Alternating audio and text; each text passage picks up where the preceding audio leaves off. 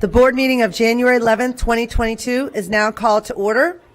Member Washington will lead us in a moment of silence, followed by the Pledge of Allegiance. Thank you, Madam Chair. Please join me in a moment of silence.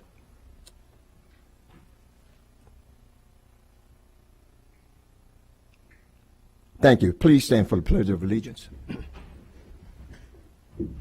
I pledge allegiance to the flag of the United States of America and to the republic for which it stands, one nation, under God, indivisible, with liberty and justice for all.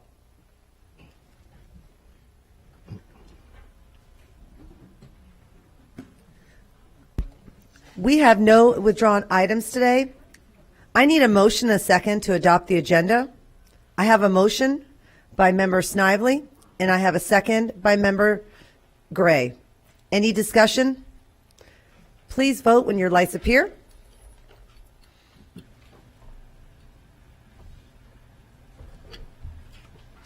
And it passes unanimously.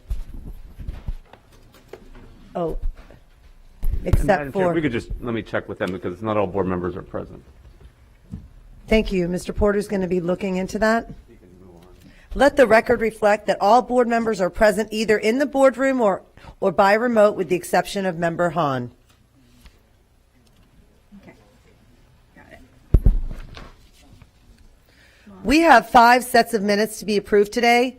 11/16/2021 School Board Workshop, 12/07/2021 School Board Recognition Meeting, 12/10/2021 Special Call Board Meeting, 12/14/2021 School Board Meeting, and finally 12/16/2021 Special Called School Board Meeting. I need a motion and a second to approve the minutes.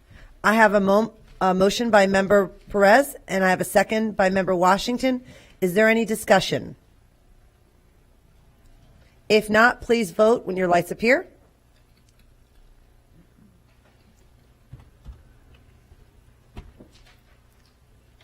And it passes. We need to hear from Ms. Vaughn if she could indicate whether she's in support. I've been putting it in the chat like I did last time, but yes. Okay. So we just need to be, Madam Chair, just cognizant. Member Hahn is absent.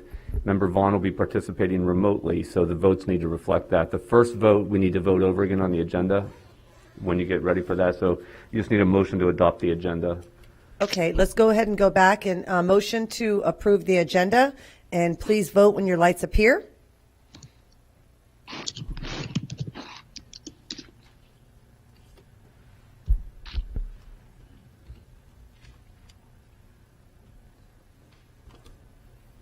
Okay, member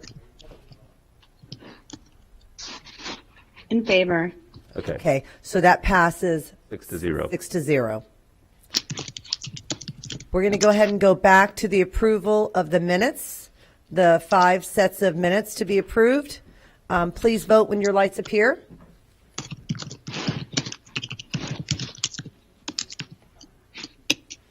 In favor. And that also passes 6-0. Okay, thank you very much. Board members, I'd like to go over the format of today's meeting. We are practicing social distancing as much as possible, so we ask that guests in the boardroom keep one chair open between families. As a reminder, we are a nonpartisan board who believe all children can be empowered to learn, to succeed, and our decisions will be made with that understanding. To pave the way for efficient and effective agenda statements and/or questions, board members will have 3 minutes to speak with 30 seconds for final thoughts. Afterward, the superintendent can respond.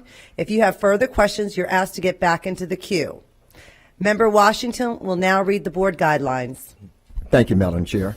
As we begin this afternoon's meeting, let me quickly review the format of our school board meetings. Please silence all electronic devices. There are speakers in the room behind me that allow board members to hear the meeting upon stepping away from the dais. This meeting can be viewed with closed caption on live website, on cable, TV, and on video monitors there in the auditorium. It also can be viewed with closed caption in online video archive. Thank you, Member Washington. We have one item scheduled for time certain, and that was at 6 p.m., and that's employee input. The board welcomes comments from citizens and values your input to the board. In order to provide the most comprehensive response to your comments, our staff will follow up with you and will keep our board informed about the responses. Our school board respects the public's right to speak to the board, and we appreciate you taking the time to be here. However, it is requested when you address the board comments are not directly personally against a board member or staff member, but rather directed at the issues. Any behavior intended to interrupt the orderly conduct of this meeting will not be allowed. Our civility policy is in place. When addressing the board, please state your name and speak clearly into the microphone. This afternoon, each speaker will have 3 minutes. When there is 30 seconds left, you will see a yellow light on the lectern. A red light and a chime will indicate when your time is up. Before we begin public comment today, we have a special guest we'd like to call up. At this time, I'd like to call up Mr. Fred Hearns.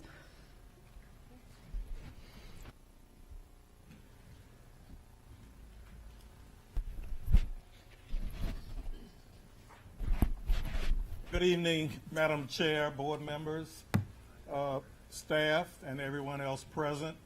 Ordinarily, when I appear before you this time of year, I'm saying Happy Black History Month. Well, it's January now, so we know that next month, February, is Black History Month, but I will be seeing many of you at the first annual Black History Month reception sponsored by the Tampa Bay History Center. Okay. I hope you heard most of that. I've been working for the Tampa Bay History Center for the last 8 months, and much of that time has been spent planning this event. This is the first one in the history of our city. We've had other Black History Month celebrations, and of course, Martin Luther King celebrations around his birthday. But this is something that we're bringing to the community, and many of you have already purchased tickets to the event. It's going to be Friday, February 4th from 6 to 9 p.m. at the Tampa Bay History Center here in the Channelside District, 801 Water Street. It's almost a sellout. So if you are planning to attend, I would encourage you after this meeting to go online at tampabayhistory.org and you can purchase your tickets there. One of the very special things that will happen that evening is that we will be presenting a check for $1,000 to a middle school, Hillsborough County District Middle School, that has the most outstanding Thurgood Marshall History Club. This is a new club that all schools are eligible to have. The superintendent and school board members have been encouraging our principals and the various elementary, middle, and high schools to, number one, identify a sponsor, someone on your campus for the club, and then to organize the club, get students to sign up for the club. Allison Edgecombe is the liaison between the district and the Thurgood Marshall History Club members.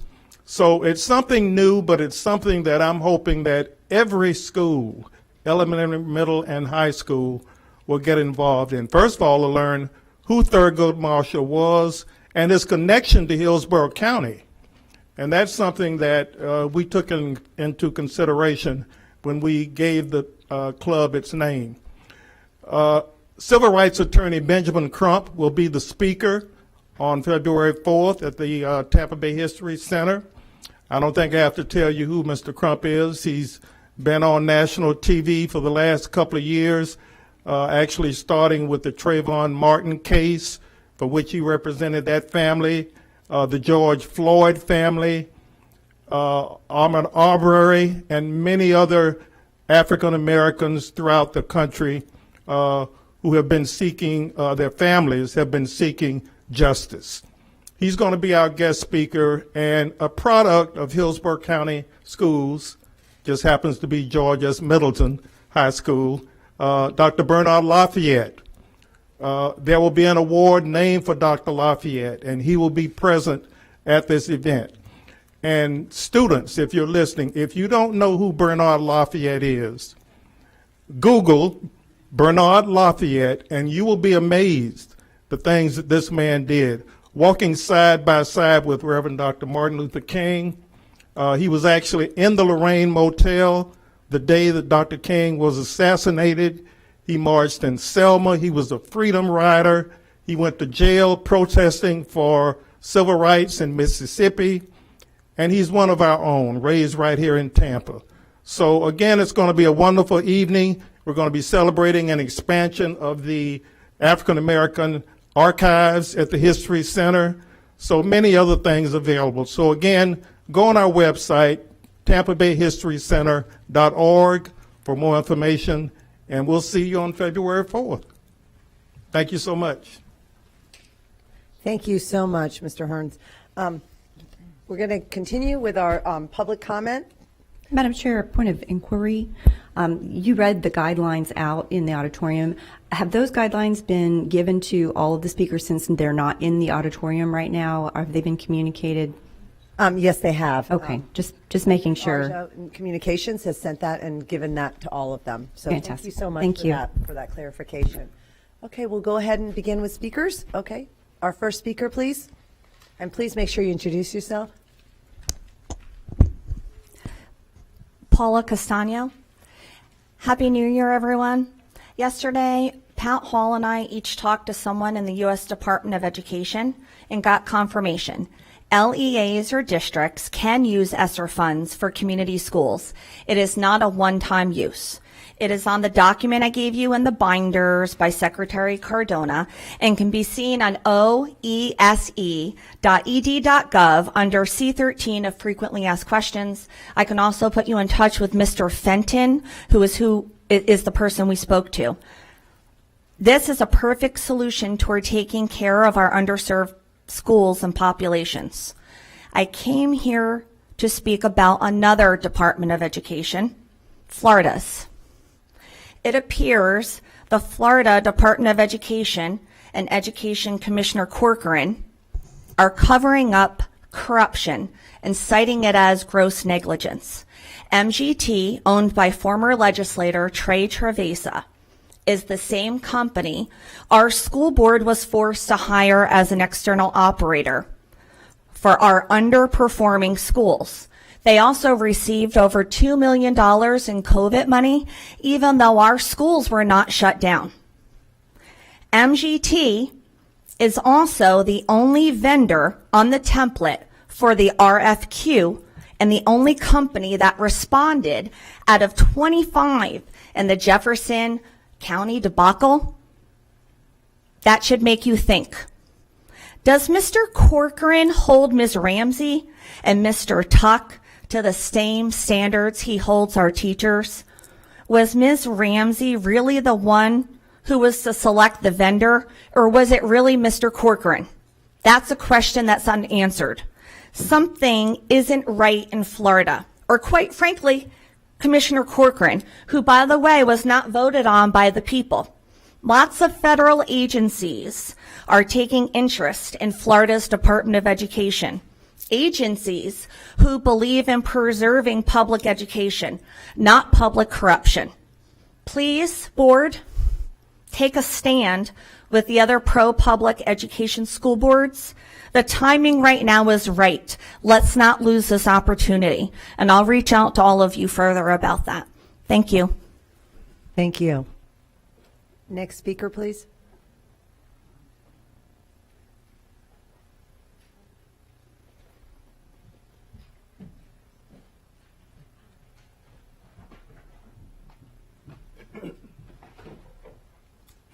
Hello. My name is Patricia Hall. Jefferson County was the first school district taken over by charter operators in 2017. The chosen company was Somerset, a division of corrupt Academica. Academica is still under federal investigation after 7 years.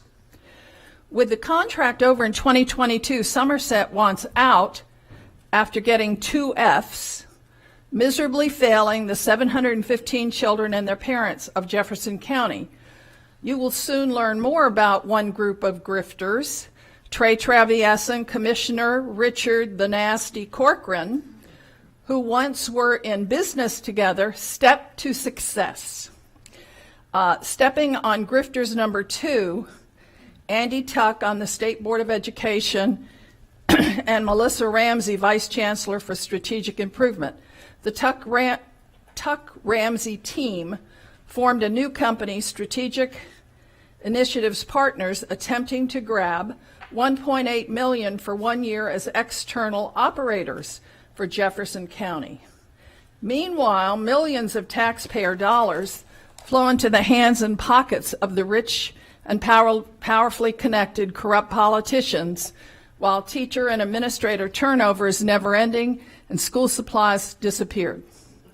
Disgraced Ralph Arza, thrown out of the legislature for bad behavior, is deeply involved in Jefferson with 4 relatives working there on the payroll, doing what? Arza is a lobbyist for for-profit charter-managed charter schools. Somerset was given $20 million when they took over from the DOE. I want the audit track of how that was spent. The schools were already built. K-5 and 612 were changed to K-5, 6-8, and 9-12 to get 3 big $350,000 checks from Betsy DeVos for starting 3 new charter schools. Over $1 million for grifters. They used School of Hope money for teachers so they could hire non-certified people. The 7th grade math teacher's credential was cashier at Denny's. The superintendent is ready to take Jefferson County back and use public money on children's needs and certified teachers. Legislators, wake up. DeSantis, fire Corcoran. And I tell you this just so you have some background when you get threatened again by Corcoran. Thank you. Thank you. Next speaker, please.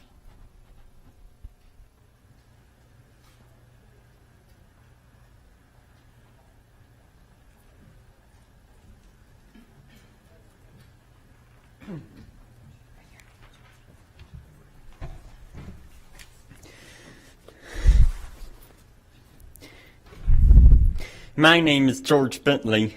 I was the valedictorian of Plant High School's class of 2017. I currently attend Princeton University. My GPA was, wait for it, 7.6 on a 4.0 scale. That is possible because Hillsborough County's GPA system, unlike those of most districts, is additive. Students get certain amounts added to their GPAs for every honors, AP, and dual enrollment class taken. This system is broken. Top GPAs around the county have gotten higher and higher over the years as more and more students compete to take as many AP and dual enrollment classes as possible. I know many students who've come through behind me at Plant, and the competition is intense. One recent Plant valedictorian's GPA, as published in the local paper, was higher than mine by the equivalent of 41 semesters of AP classes, which required an incredible volume of HCC and virtual classes outside the school day. Moreover, students are not encouraged to take the time to truly learn the material in those classes. It is better to take as many as possible and do the minimum to just skate by. I would like to conclude by pointing out that around the nation, academic extracurriculars such as math team debate and robotics are quite popular. These activities help our nation's most academically inclined students get admitted to the colleges of their choice and prepare them to become intellectual leaders in their communities. But in Hillsborough County, the current system necessitates that these activities take a back seat to playing the GPA game. Thank you. Next speaker, please. My name's Lou Ann Tolbert. You just met my former student, George. 3 years after George graduated, the 2020 valedictorian had a 10.87 GPA. He had 71 credits, including 18 AP classes, 14 Florida virtual classes, and 23 dual enrollment classes at HCC and USF. The current system made sense before students had so many dual enrollment and virtual learning options. Now our top students Play a numbers game that focuses on quantity of classes over quality education. The collateral damage of playing the GPA game is mental health. Students are sacrificing extracurriculars, family time, sleep, and social connections to win at this game by devoting evenings, weekends, and summers to taking extra classes. The time has come to make a change. Let's encourage students to find balance and to develop their social and emotional skills as well as their academic record. I would be happy to serve on a focus group to explore favorable options. Thank you. Thank you, Ms. Tolbert. Next speaker, please.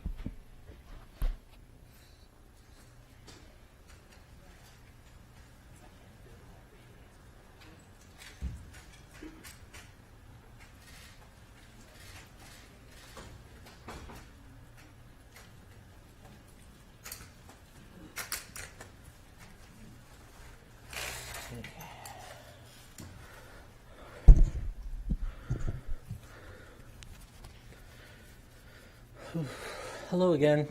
I'm Rufus. I spoke at on the December 14th meeting. And today, I don't want to spend a lot of my time on myself because I don't want this meeting to be about me today. I said everything I had to say about myself. Instead, I first want to say my mom really wanted to be here with me today, and she couldn't. She had other obligations, and that's okay. But I think for her as a parent, it's really hard to know that she's missing something that is causing me pain. And I think for parents, that can be really hard to know. But when you look at your child and it just slipped by you, something causing them so much pain, and to know that now you missed it and you might not have a chance to fix it. So my peers today are here to talk about the sexual abuse, assault, rape happening in Hillsborough County Public Schools, and I'll let them speak on that. But I'm here because I want to offer everybody in this room, but especially the school board, a challenge. Most of you guys know at least one kid who goes to a Hillsborough County Public School, whether it be your kid, a niece, a nephew, somebody. So my challenge for you is to just ask them if something here is their experience, if it rings true for them. Because I've done everything I can to get you to care about me. But I really think if you ask your own people in your life, you're going to be really surprised by the answer you hear. And I'm going to offer you something that nobody offered me, which is I'm so sorry for the pain that you're going to discover the kids in your life went through. I'm so sorry. And they never deserved it. And I know it's going to suck that you missed it. But you can't go back. So we really need your help now to fix it. And again, my deepest condolences for the pain that they went through. Because I know I went through it too. So that's it. Thank you. Next speaker, please.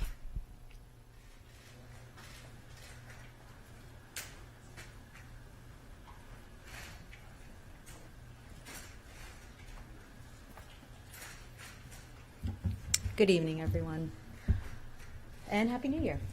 I'm here today not to speak directly to you, the members of the board. I'm here to speak to the individuals at home who have logged in to raise awareness of what's going on at the Florida Department of Education. I'm here to bring awareness to those who can't attend a 4 p.m. meeting because unless you're purposely looking for articles and information about what is happening at the state level, you have no idea what's really going on, and you have no idea about the breadth and depth of the corruption and the cover-up attempts. Recently, you already heard what happened in Jefferson County. It was in the news today where 2 Florida Department of Education leaders resigned or were let go after an investigation unearthed a plan to pursue a multi-million-dollar state contract for a company that they managed. Let that sink in. Multi-million-dollar contracts are on the line here. This is just one example of for-profit charter school managed companies using public schools and our public school districts as cash cows and PR narratives until the hard work of educating the children is all that is left. And the second layer of grifters ready to take millions off of the failure, like MGT and SIP, is sickening. In a statement to Florida Politics, Corcoran commented on the Jefferson County resignations and said, well, what they did was not malicious, it was gross negligence. I'm an attorney, and when I hear the words gross negligence in such a casual manner, my head spins. Gross negligence is defined as a conscious, voluntary act or omission in reckless disregard of a legal duty and of a consequence to another.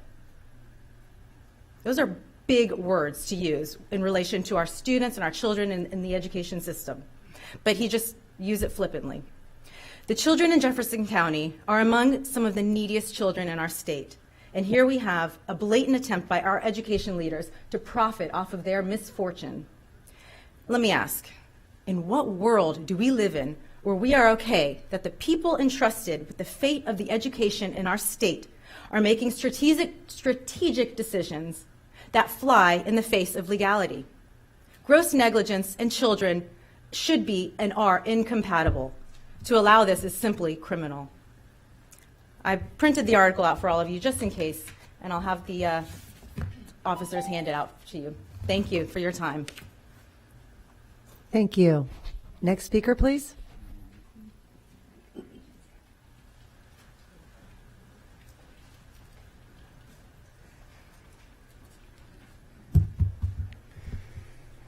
During the previous meeting, this board sat here and listened to a few people who were worried about Blake High School mishandling, sexual assault cases. Addison G. Davis, the superintendent, after hearing these worried parents, and then my former classmate who cried right here on this stand, had the audacity to lie right into our faces after hearing him speak.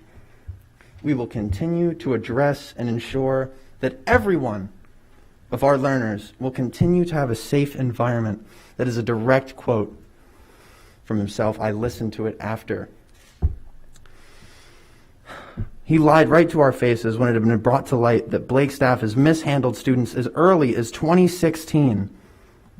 That is 2 years for Mr. Davis to notice since he was brought in as superintendent. It seems to me that Mr. Davis cannot accept that he has let several Blake students slip through the cracks. How can we trust him to protect our students when he cannot admit that he has failed students at Blake High? Why not replace the principal who has been the principal for the past 7 years? I don't see why he can't just admit that he's failed us. Teachers and staff should stand up for students when they are wrong, not cast them aside. We shouldn't have to be expelled for standing up for ourselves. We shouldn't even have to worry about our safety within Hillsborough County Public Schools. I believe that the people who have the power to help others should do it not simply because they should, but because they can. It's easy to help people when you try. You failed my friends, Mr. Davis, and you failed their families. You can start that by admitting you lied last meeting. Thanks.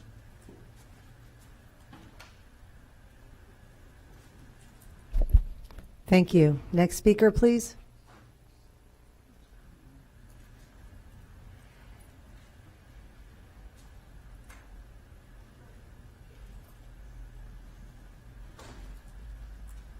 And please state your name. Carol Pierce. Today I came to tell you that I read the extensive Tampa Times feature article of December 12th titled "Tampa Teens Wanted Their School to Protect Them. Instead, they say it got worse."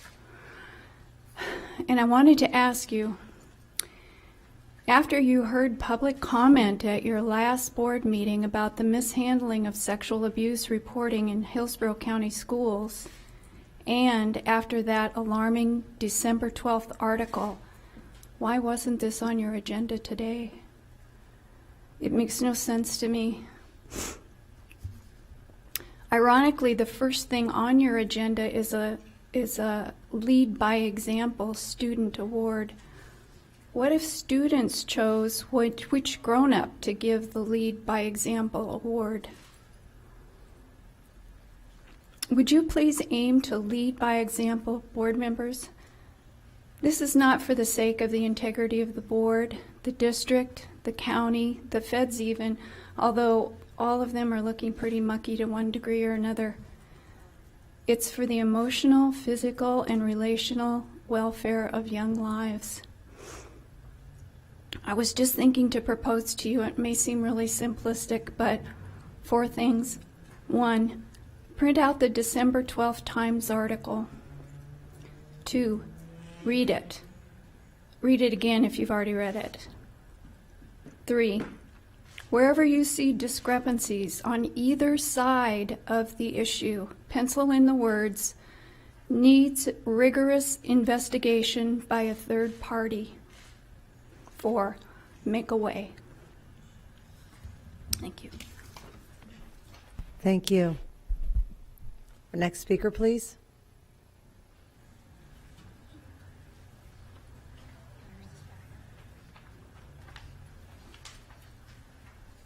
And please state your name.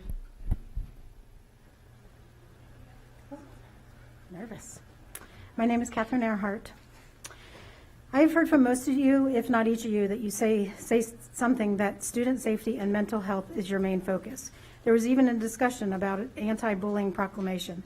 I am here to tell you that these students are not safe. Their mental health is in the toilet. The daily fights and the kids having sex in the hallways are just as common as the bullying that occurs, not just from the students, but from the teachers. My daughter was threatened by the lead teacher at Blake that if she continued to be friends with Jacob, she would be expelled from the magnet program that she loves so much. This teacher also told my daughter that she must get other students to ostracize Jacob or face expulsion, also saying, if you tell anyone about this meeting, we will all get into a lot of trouble. This was reported and nothing was done. When my daughter went to the AP to report a male teacher who had sexually harassed her, she was told to write up a statement. She emailed the statement in, no investigation. The district denied a report was made. The teacher was moved to Middleton, so really nothing was done. A teacher is reported for hosting multi-student co-ed sleepovers at her house, where students knew they could sleep together on her couch. Nothing is done.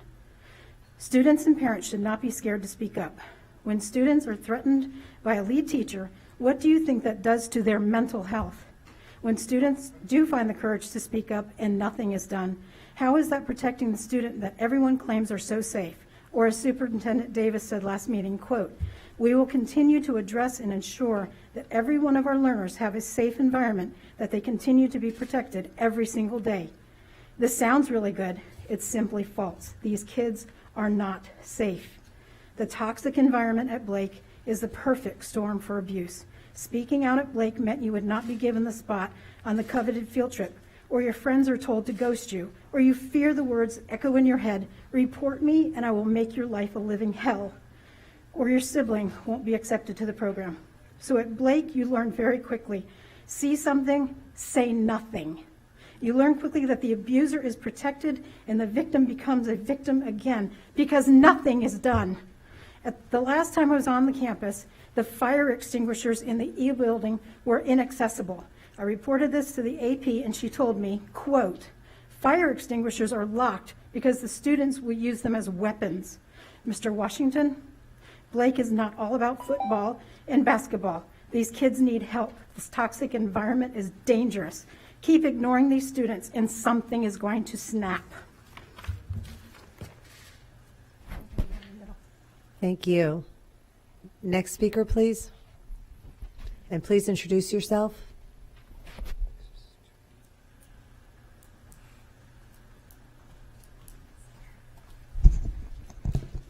Good afternoon. My name is Teresa Pritchard, and I'm the Associate Director and General Counsel at the Florida Council Against Sexual Violence. We're the statewide nonprofit and the state resource on best practices for responding to victims and survivors of sexual violence. From right here in Tampa, we run a statewide civil legal services program where we represent survivors in a range of legal matters, including teacher and school misconduct cases. The Crisis Center of Tampa Bay, whose advocates are here today in support of students, runs the countywide program providing crisis intervention and advocacy to victims and survivors. I want to thank Rufus and the many survivors who have come forward since the Tampa Bay Times story broke, shattering any illusion that sexual violence and rape aren't happening to our kids in schools. To these survivors, you are heard and you are believed. To those of us charged with protecting our students, it's past time that we do better. The responses that survivors report having received in response to reporting their abuse is reprehensible. How we treat victims who reach out for help can compound or mitigate their trauma to a significant degree. Trauma is exacerbated and survivors are re-victimized when they receive a negative reaction from the people they report to. Over the years, I've heard from survivors that the systemic response was worse than the actual assault, and at the end, they wish they had never reported in the first place. This is unacceptable for any survivor, and especially for our kids. Research shows that the traumatic impact on adolescents is further magnified as a result of their developing brains. Frequent exposure to any type of peer victimization has been shown to be related to high risks of depression and suicidal ideation and attempts, not to mention the damaging impacts to their academic careers. Punishing students who reach out for help is a flagrant disregard for their emotional health and well-being and perpetuates a harmful cycle, creating a dangerous and chilling effect for future students to have no avenue for reporting sexual harassment, rape, and abuse, and it jeopardizes their safety and leaves them with nowhere to turn. When schools punish survivors for reporting their abuse, it compromises the reporting process and increases the frequency of violence and abuse. This isn't just turning a blind eye, it's sanctioned assault on our students. These negligent and downright disturbing responses to children normalize sexual violence and contribute to a society where we are left with no accountability for those inflicting the harm and heightened impacts for those who suffer. We often hear about these cases in college and university settings, but this is happening in the K-12 environments as well, where schools aren't protecting kids from violence and abuse. This leads survivors to wonder, will justice ever prevail for me? And what we've heard from the students is that in Hillsborough County Schools today, that answer is no. We support the students and former students' calls for a rigorous and independent investigation into these responses. Material changes are required in Hillsborough County so that when students ask for help, they can trust that those they reach out to will care and protect them. Thank you. Next speaker, please introduce yourself.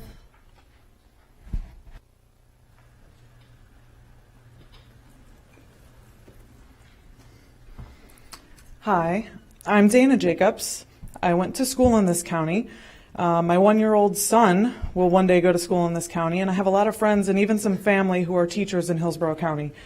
Because of that, I've heard a lot about what goes on each day in the classroom, and while I could probably talk your ear off about various changes that could be made, today I wanted to focus on the current and somewhat newly implemented discipline policies that are hurting students, teachers, and overall learning outcomes. I'd like you all to hopefully take a look at this discipline policy and make some changes. So what's the problem? Well, let's use this forum here today as an example. You as a school board have a set of rules that speakers must abide by in order to come here and speak at these school board meetings. Your rules say that speakers cannot speak more than 3 minutes, cannot display disorderly behavior, and they can't be disruptive or rude. Now, if I came in here and I was being rude and overly disruptive, and you asked me to stop, and I didn't stop, you would have me removed from the meeting. But then let's just say that after someone talked to me in the hallway, I was allowed right back into this meeting just a few minutes later to continue my rude and disruptive behavior. You all would be frustrated. You wouldn't be able to cover any of the content you hope to get to on your agenda today, and the people in attendance would be distracted and unable to get much out of your meeting. All parties would leave this meeting feeling it was a lot of wasted time. You all would never let that happen, and rightfully so. Unfortunately, that's a scenario that plays out every day and our teachers have to deal with. Once a student has been suspended for 2 weeks in a school year, they no longer can be removed from the classroom for their disruptive behavior. Therefore, after their 2-week suspension, once a problem student acts out, they're let right back into the classroom where our teachers have to find a way to manage their lesson plan without removing the student or really having any effective way of disciplining them for any disruptive behavior they display. This rule was made in order to keep troubled students in the classroom, somehow hopefully learning so they didn't continue down a bad path. But instead, we now have classrooms that are full of kids who want to learn, led by well-equipped teachers who want to teach, but all of whom are being held hostage by perpetually disruptive students. Your stated vision is to prepare students for life. In life, you cannot be perpetually rude, disruptive, and disorderly and still be allowed to have a meaningful place in the workplace or in organizations and clubs and other social settings. I ask that you amend this 2-week maximum discipline policy that is in direct opposition to your vision. I'd love to talk more on this subject, but I understand I only have 3 minutes. Thank you for allowing me to speak today, and if you have any follow-ups for me, don't hesitate to reach out. Thank you. Next speaker, please, and please introduce yourself.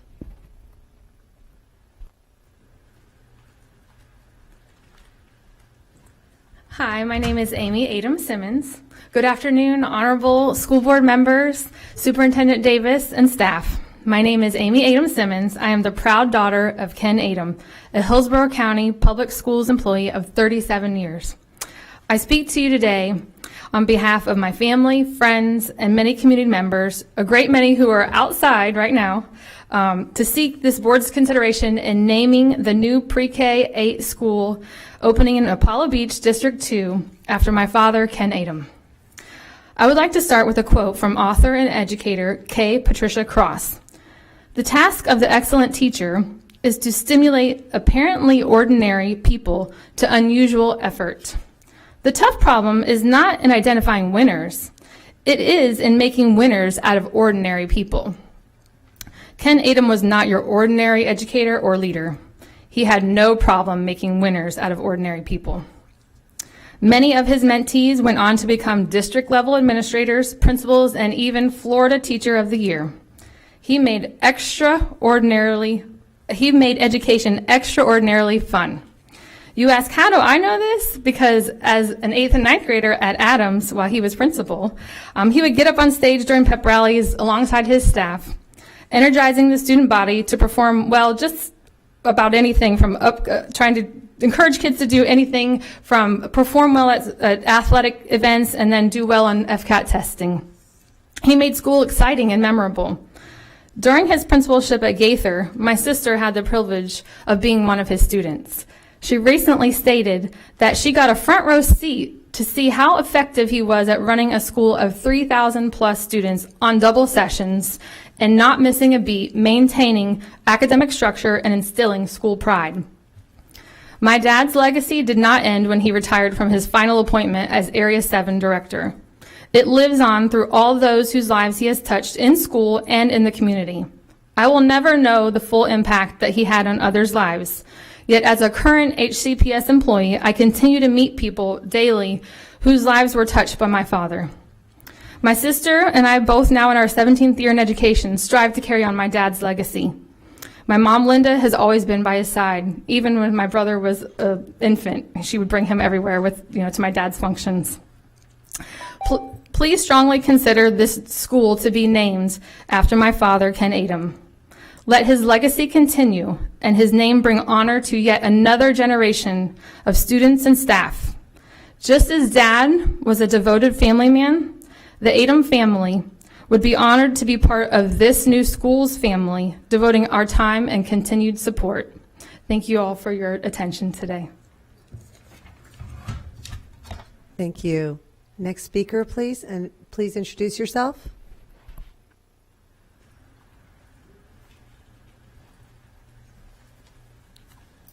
Hi, good evening. My name is George Gaffney, and did you say 1024 Lake Cooper Drive, Lutz, Florida? And Madam Chair, school board member, superintendent staff, thank you very much for the opportunity to speak tonight. I just listened to Amy talk out there, and I got to tell you, she talked about her father and what a mentor he was. I'm one of those mentees. As a former employee, and I worked for the school district for 36 years, and I sat here on Tuesday nights, many nights for my last 10 years, as an area director and an assistant superintendent and staff. And I only say that because I know the arduous task you have of selecting a school name, how important it is and how significant it is not to just have any name on that school, and how critical it is that you make that right selection. And I'm here tonight to ask that you strongly consider Ken Adam for the Apollo Beach K-8 school. What I want you to know most about Ken is what a good person he was. Obviously, he was a great administrator. He was a teacher, principal, area director, and a mentor. I've witnessed him. I served as a teacher under Kent, I'm going to say Mr. Adam, because I'm going to tell you, in my whole career working with Mr. Adam, which was probably about 11 years that I worked under his direction as a teacher, coach, and assistant principal, I don't think I ever called him Ken. It was always Mr. Adam. I couldn't get past that with him because I had so much respect for him and what he did. But I saw him mentor teachers to become better teachers. I saw him mentor administrators to become better administrators, and I've seen him mentor children, troubled children, to become better students. I've seen him implement programs in schools, Adams incentive programs for the good schools to encourage positive behavior, not so much just bang on those kids who weren't doing well. That wasn't his style. He told me one time, he says, George, we're going to run the school for the good kids at the school. We're going to bring those others along and encourage them to come along, but we're going to work for the good kids at this school. And I say that because we were at a meeting one time, and I served as a principal, and there was a short time that we were principals together, and we were at a principal's meeting. And a principal made a comment that they couldn't have assemblies, and he said, I can't believe that. He said, we got to have them. We're going to do things for the good kids. And I see I'm running out of time here. But finally, I want you to know that if you name this school after Mr. Adam, you'll never regret that decision. He will exemplify compassion, caring, strength, and all things that are good about children in schools. Thank you very much for your time this evening. Thank you. Next speaker, and please introduce yourself.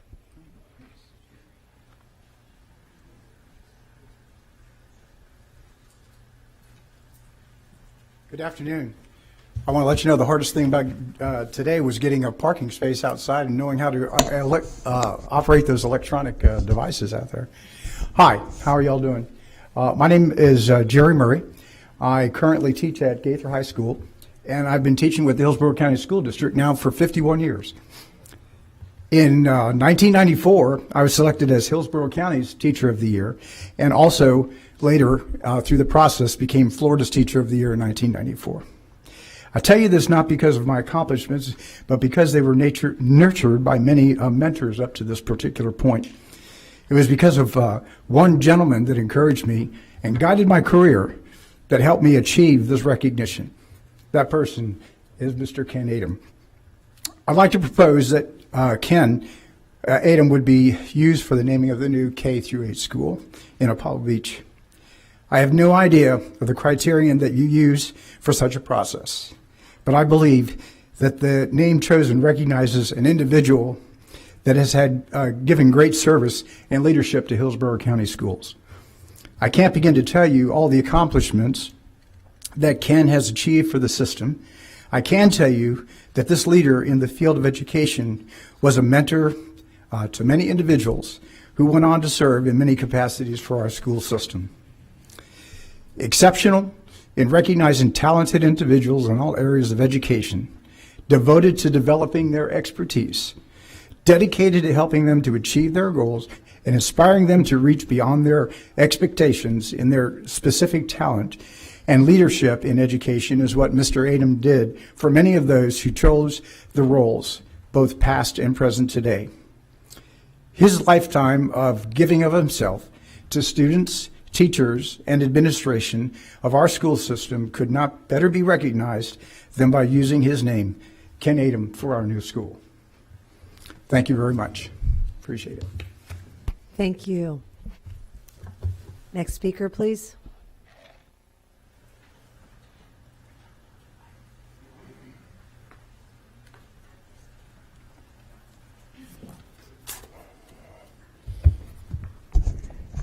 Good afternoon, honorable board members, Superintendent Davis and staff. My name is Walt Schaffner, and I appreciate the opportunity to speak to you today. I am a retired employee here at Hillsborough County for 39 years, and I wanted to appear to you today to speak on behalf of naming your new school, the PK8 in South Hillsborough after Ken Adom. I wonder if I might be able to share a couple reasons why. I was hired by Ken in the spring of '89 among an applicant pool of about 20 individuals. Several had more administrative exposure than I did, and yet he chose me. In the next 4 years, while working with him, I was introduced to a man with a Solomon-like wisdom, a contagious spirit of encouragement, and a keen sense in navigating considerable site-based challenges. Please allow me to unpack these three areas a bit. Ken initiated numerous programs, which you've heard about some, that repeatedly demonstrated how he valued the importance of our students and staff. His vision to consistently and persistently pursue and champion staff efforts and their accomplishments, as well as driving student attendance and academic achievement, often found their way to other schools. Some have said the most sincere form of flattery is theft, and such was the case with these efforts. This aspect and example of his leadership continued to expand the excellence and reputation of Adams Junior High. Never a day went by where Ken's enthusiasm and positive drive was not on full display. He believed in authentic, clearly organic approach to leadership, one that simply must include the presence of personnel in their touch, their visibility, and their consensus planning. His door was always open, his ears were always willing to listen to an idea, and he took great pride in making good hires and fully supporting the same. Simply put, people wanted to work with Mr. Adom. All leaders have many responsibilities, and in schools, these decisions and directions are often subject to broad review, critique, discussion, and sometimes criticism. They move from the simple to the very complex, and regardless of the depth of these challenges, Ken was absolutely up to the task, even in the event of some very tragic circumstances. Such attention to the necessary and delicate details complemented his efforts to also meet the effective needs of all. In closing, please let me be clear. Ken was a man for sure, and one to put his pants on one leg at a time. But he was simply an exceptional educator and administrator, one that demonstrated honesty, integrity, and an innate ability to lead and motivate. I ask that you give only the highest consideration in naming your new school PK8 after Kenneth E. Adom. Thank you for your time and your attention. Thank you. Next speaker, and please introduce yourself.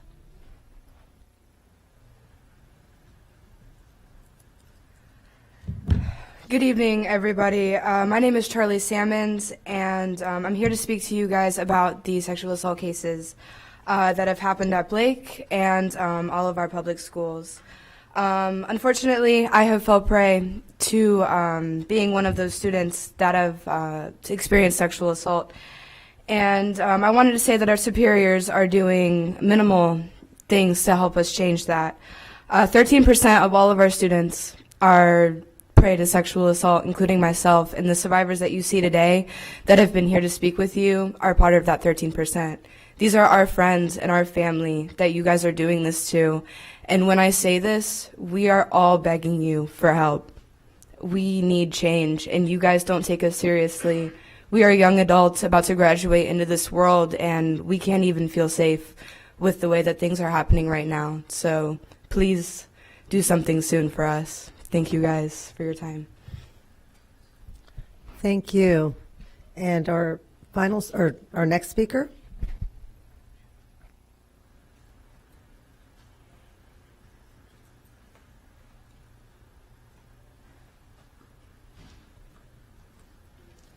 Good afternoon. My name is Julie Gebhards. First thing I want to do is just to make a clarification from the last meeting. I discovered that there are two different books with the same title of Lawn Boy. And so while both books are indeed in our libraries, including the one that describes the 11-year-old boys giving each other oral sex, that is not the same one that's in the elementary schools. So I just wanted to bring that clarification. I discovered that after. But my point still stands with that. It shouldn't be in our schools. Explicit content warning, please. If you have children listening, please protect them. Blankets is a book by Craig Thompson. It's a graphic novel found in our Hillsborough County School libraries. It has these images that are here. This first one is an image of a little boy holding his penis, peeing on his brother. Please help me to understand what educational purpose this is serving. I'd really like to know. The next one is a boy masturbating. And then the last one is a picture of a boy and a girl engaging in sexual activity. She is topless and his mouth is open to her nipple. I hope that you're as incredibly uncomfortable as I am. This is your book. It's in your library. This is one of nearly now 100 books that are on my growing list from Hillsborough County School Libraries. I'm happy to share the Google spreadsheet if you are interested, but since I've been coming here since May and I haven't heard from many of you, I don't know that you are interested.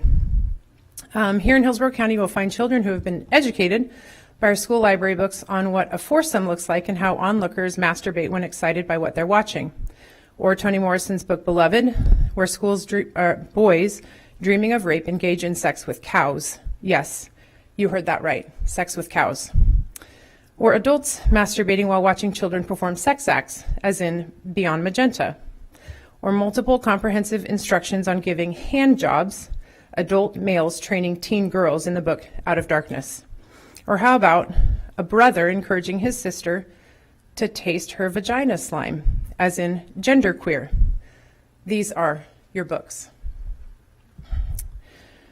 It's Perfectly Normal is another book title. It has illustrations of a girl bending over, exposing her genitalia fully as she looks at herself with a mirror. There's pictures of boys with erections, pictures of a girl and a boy masturbating, complete description of intercourse, and introduction to anal and oral sex. Again, this is Genderqueer in our libraries. Another book entitled My Sister's Keeper, a book that has been banned repeatedly. We have over 60 copies in our school libraries. These are your books. There is an integrated matrix of problems represented here today in the different speakers, and there is an obvious correlation. We need to take care of this problem. I've been in the sewer these last 2 days wading through the muck and garbage that is being peddled to our students. I have felt physically ill. Do you see it yet? Do you understand? Do you feel it? These are your books. This is your problem, and something needs to be done about it. Thank you. Next speaker, please.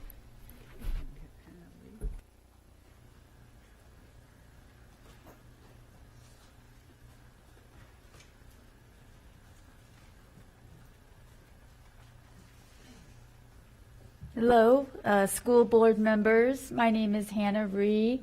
I'm with the Thessalonian Group. Greetings, board members. I come before you to express concerns about the racial segregation and physical assaults against our students of color being ignored in the charter school system.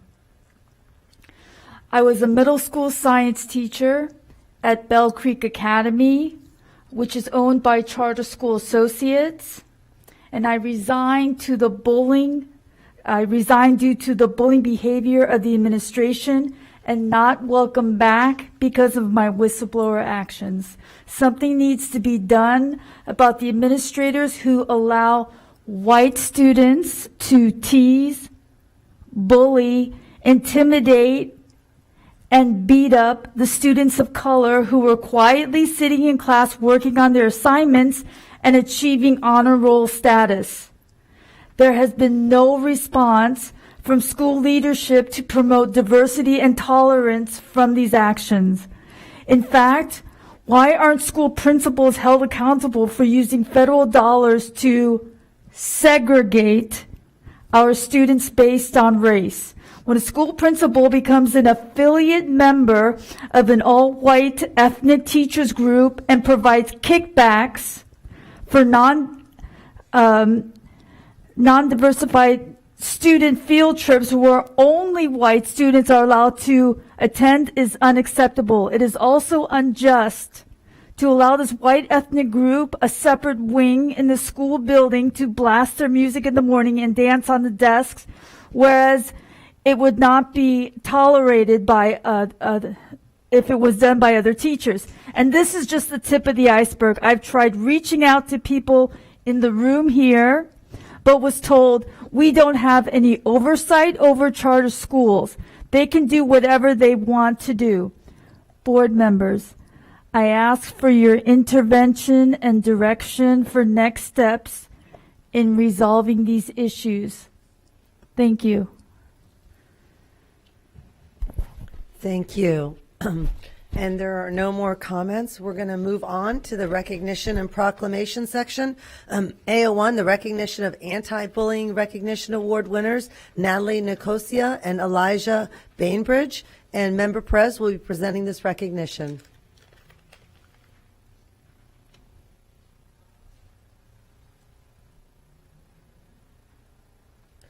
Okay, Member Perez, we'll just wait a couple minutes. We'll go ahead and move on to the next recognition and then go to yours after that. So at this time, we're going to go on to the adoption of the proclamation, the Human Trafficking Awareness Month, January 2022. And Member Gray will be presenting this proclamation.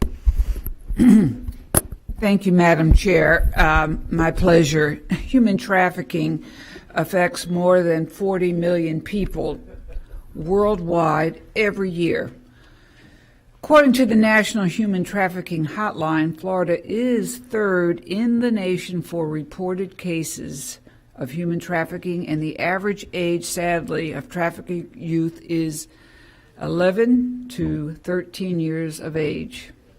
Hillsborough County Public Schools teachers, support staff, and administrators play a critical role in recognizing potential human trafficking and in helping potential victims assess specialized services.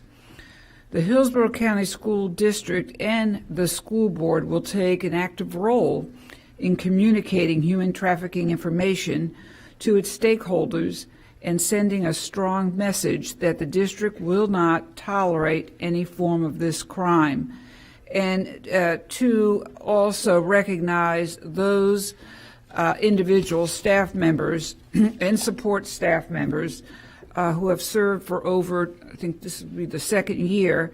Inclusive is our superintendent. I'd like to list, and I'll be very brief, those participants in the human trafficking work that we have all been doing. And so thanking Addison Davis, Sheriff Chronister, Annie Garrison, Araceli Martinez-Pina, Ashley Capucci, Carol Mayo, Colleen Carr, Danette Lyles, David Best, David Brown, Denise Savino, Diana Greider, Donna Lisinski, Dottie Groover Skipper, Frank Reyes, Gary Brady, Jeff Harris, Jennifer Silliman, Johnny Bush, June Wallace, Kyra Monteague, Lanita Lucas, Laura Cross, Mark Haggett, Marvin Johnson, I think it's Captain Marvin Johnson now, sorry, Mary Brown Joseph, Mary Chris Patrica, Melissa Magato, Monica Vera Tirado, Myrna Hogue, Nancy Hartwell, Renee King, Ronald Mason, and Sophie Perez. And we are also reminded that they do this from volunteer basis. So they serve once a month, but they serve not only for the welfare and well-being of our students' safety, but also for the communities at large. Thank you, Madam Chair. Thank you, Member Gray. I need a motion and a second to approve the Human Trafficking Awareness Month, January 2022. I have a motion by Member Perez, and I have a second by Member Washington. Any discussion? Please vote when your lights appear.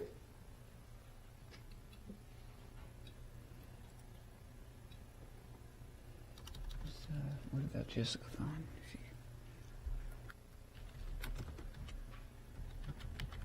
Member Perez?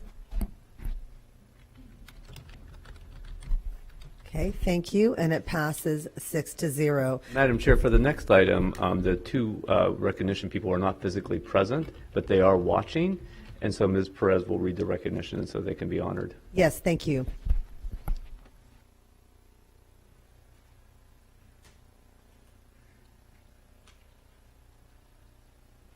Thank you, Member Perez. The school board would like to recognize this year's Anti-Bullying Recognition Award winners. Natalie Nicosia. Natalie is now 18 years old and a freshman at Florida Atlantic University. During the 2020-21 school year, Natalie was the student council president for her senior class at Leonard High School. She expressed concern to her mother over the anxiety her peers were experiencing related to bullying. Her mother encouraged her to learn about programs that assist youth. Through self-initiated research, Natalie was able to locate and obtain materials to use at school to promote inclusion and reduce bullying. She herself experienced bullying during middle school and felt compelled to produce structured resources and support to her classmates. She planned and carried out with the Start with Hello Sandy Hook Promise program. She also increased the knowledge of the youth program through the Hillsborough County Youth Move chapter, Bent Not Broken, which is a peer support program supported by the nonprofit organization Success for Kids and Families. Today, we recognize an exceptional young woman who is just beginning her college experience. We could not be more proud of her accomplishments and her positive example of what one youth leader can do for our community. And also, the School Board of Hillsborough County would like to recognize Eli Brainbridge, who is the recipient of Lead by Example Award. Eli is a senior at Pepin Academy's Riverview. He was nominated for the award by his school counselor. Eli is the first to stand up to anyone that is bullying. He has worked with the leadership of the National Honor Society to make sure that his school is a safe place for all students, regardless of their ethnicity, religion, gender, sexual orientation, and/or learning difference. As an Eagle Scout, he takes great pride in leading by example. Eli is a model student when it comes to the anti-bullying message that all Hillsborough County schools want to embody. Examples of Eli's leadership include Eli played a big role in helping his counselor and another Hillsborough County school student plan for the school's mental health walkathon last year. Eli intervenes on behalf of peers during instances of bullying related to students identifying themselves as being part of the LGBTQ+ community. Eli advocates for his good friend who is wheelchair-bound and champions ensuring he is included in all activities and that he is able to safely navigate to wherever he needs to be. When Eli speaks out against injustice, other students follow. Congratulations, Eli, on your award.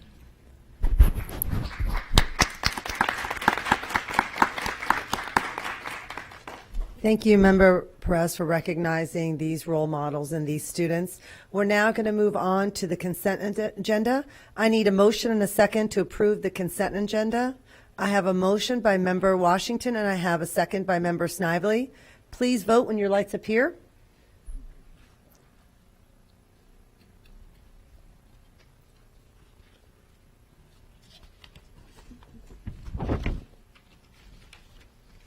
And it passes to 6-0. The following items will now be heard: C 401A, C 604, C 605, C 701, and C, C 702. 401, the approve administrative appointments transfers. Mr. Superintendent Davis will highlight this item. Yes, ma'am. Ms. Combs, thank you. And I think we appreciate once again all of our speakers coming to address particular issues in our district. Know that we'll continue to work with staff to diligently address and move forward. But we had an opportunity to move and acknowledge one of the leaders that we have hired to take on Farnell Middle School. We opened this up and had a number of applicants within the school district and outside the district as well. It is my pleasure to go ahead and recognize Mrs. Kalinda Lockett as a new principal at Farnell Middle School. Mrs. Lockett has 22 years of experience as a middle school teacher and administrator. She has joined Hillsborough County in 2011 as a language arts teacher, and she continues to exhibit her effectiveness and her love to transition and turn around and do some really special things inside and outside the classrooms with teachers, with support staff, with fellow colleagues, and the same token with community members. She has a strong knowledge of structure of academic, and she has been a part of our transformational network and continues to be work with our schools to improve students' mindsets, to improve student performance, and really prepare students to transition from one grade level to the next. And it's a great opportunity for us to recognize an individual that really understands instruction, understands how to be a culture manager, talent manager, and operational expert. And this individual currently is an AP at Adams Middle School and has worked as an instruction leader at Sly and Wilson as well. And please want to recognize Mrs. Kalinda Lockett as a new principal at Fardell Middle School. Congrats.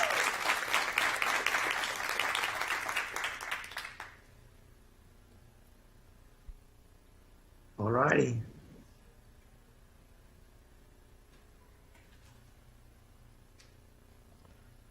Superintendent Davis, you'll continue. We have several other people here, correct? No, man, that was the only one we needed to highlight this evening for principalship. Okay. Well, thank you very much. Ms. Lockett, would you like to come up so we could take a picture? Oh, did she come up? Yes, come on up. Well, let's go ahead and come up. Yeah. The Sorry, weather I is can't good see over here. anything. Yeah, Are we getting? Yay. It's a long walk up there.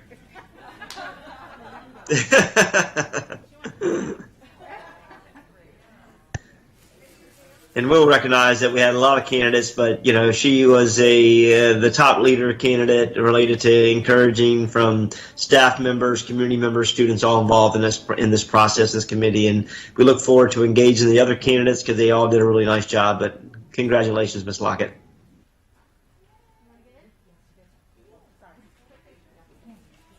Must be family.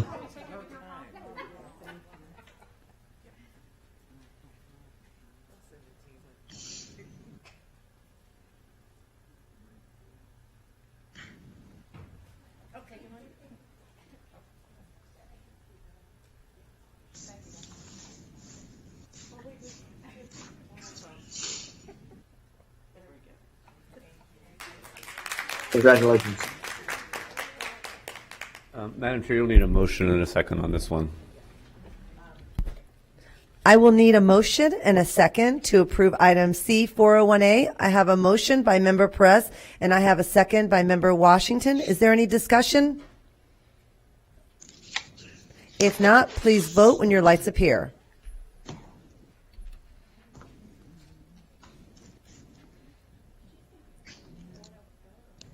(401).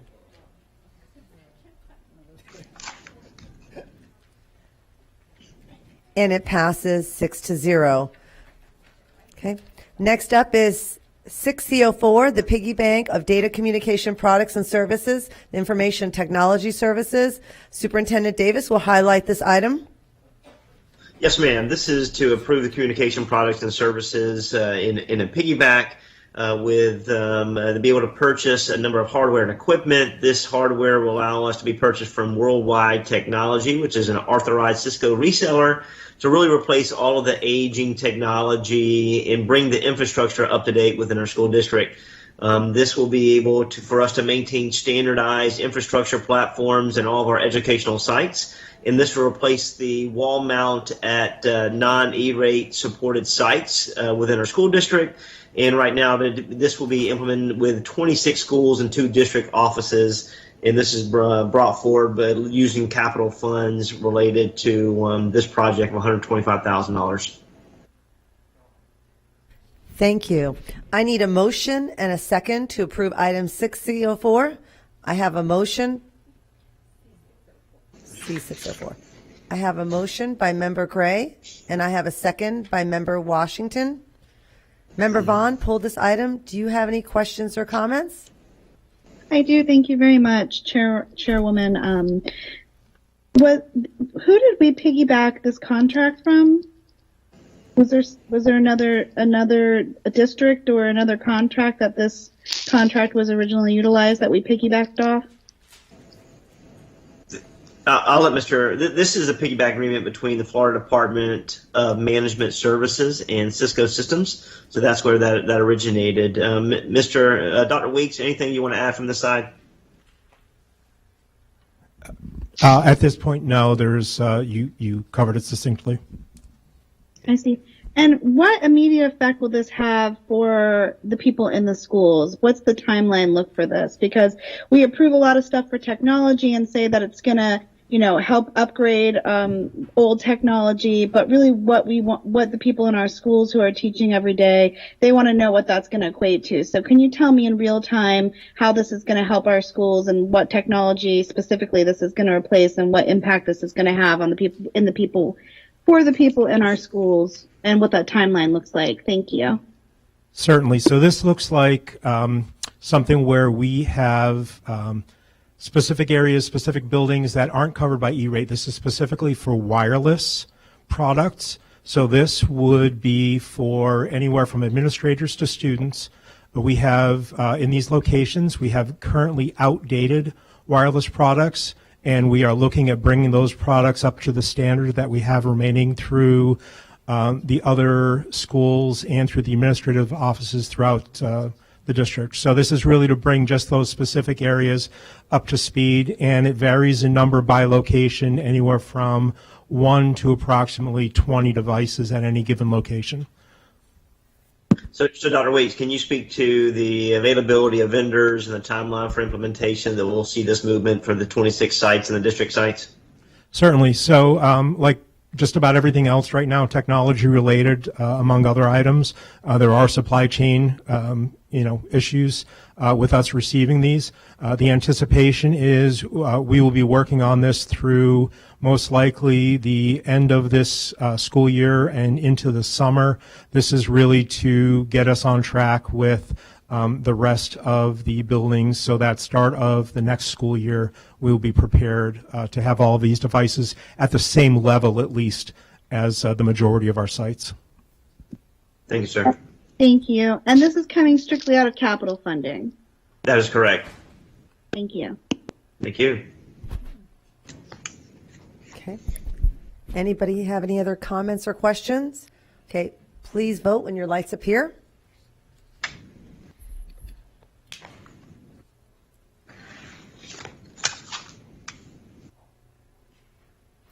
And it passes 6-0. 6C05, Career and Technical Education Activities Calendar. Superintendent Davis will highlight this item.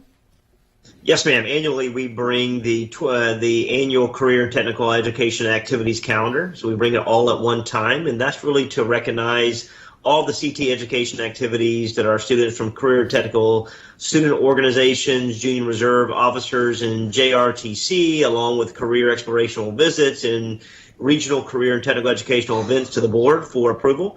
And this will identifies all of the events that we know of that have been booked from January 12th, 2022, all the way to December 31st, 2022. It just allows us to go ahead and start moving forward the guidelines of the co-curricular expectations and protocols in the district. If there's any adjustments that need to be made or added events, we'll bring that to the board individually. But just get in the forefront so we can go ahead and start the acknowledgement and get our schools moving with being able to participate. Okay. Thank you, Superintendent Davis. I need a motion and a second to approve item 6C605. I have a motion by Member Snively, and I have a second by Member Washington. Member Vaughn, you pulled this item. Do you have any questions or comments? Thank you. I just wanted to highlight this for the public. Any calendars that we roll out at all, I just like to make people aware that these are on the agenda, that we're looking at them, the public in general. I know that we approved the graduation calendar, and then I had a lot of emails of people who were confused about the dates and wanting questions. So I just like to highlight for the public, anytime we have calendar rollouts or things that I think that they should be aware of. So thank you very much. Thank you, Member Vaughn. Please vote when your lights appear.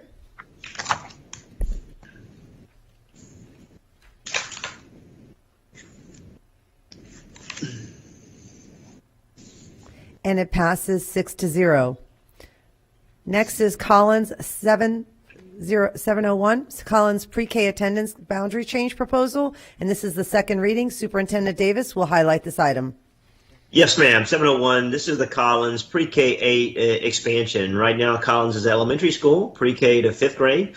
It's just trying to be able to find proactive solutions to alleviate the overcrowding at Barrington, Eisenhower, and Rogers. So being able to work with the BOCC and our operations staff at Growth and Development to be able to put an expansion on the Collins facility really allows us to be able to address the overcrowding. And one thing that we've done here, worked collectively in the second read, is making certain that the Panther Trace neighborhood stays together, and that's the only impacted community related to that will be moved to Collins, remain at the pre-K-8. So just wanted to continue to bring it in the forefront of our community and follow policy with the board.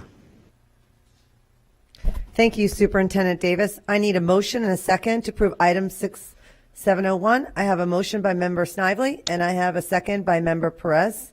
Member Vaughn, you pulled this item. Do you have any questions or comments? No, but I appreciate the superintendent highlighting it. Thank you, Member Vaughn. Please vote when your lights appear.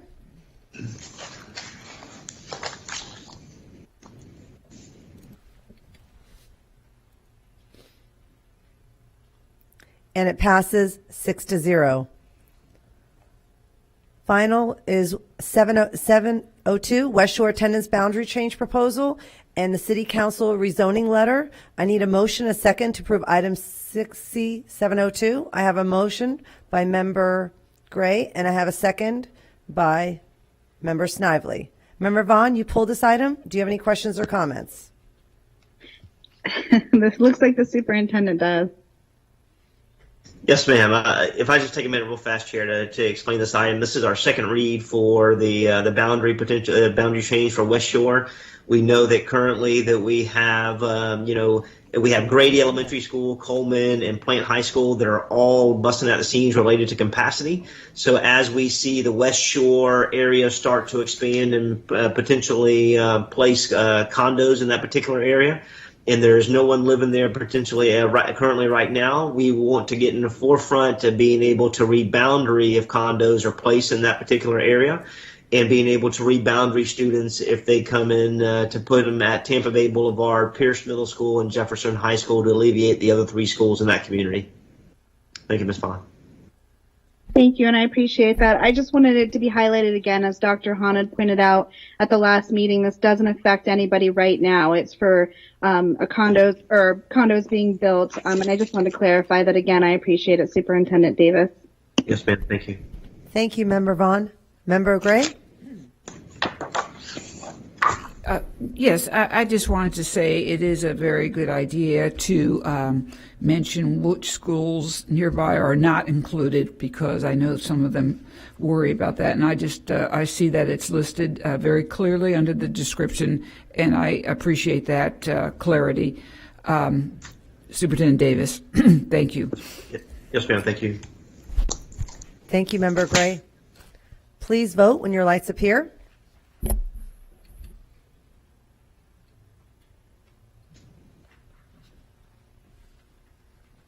And it passes 6-0.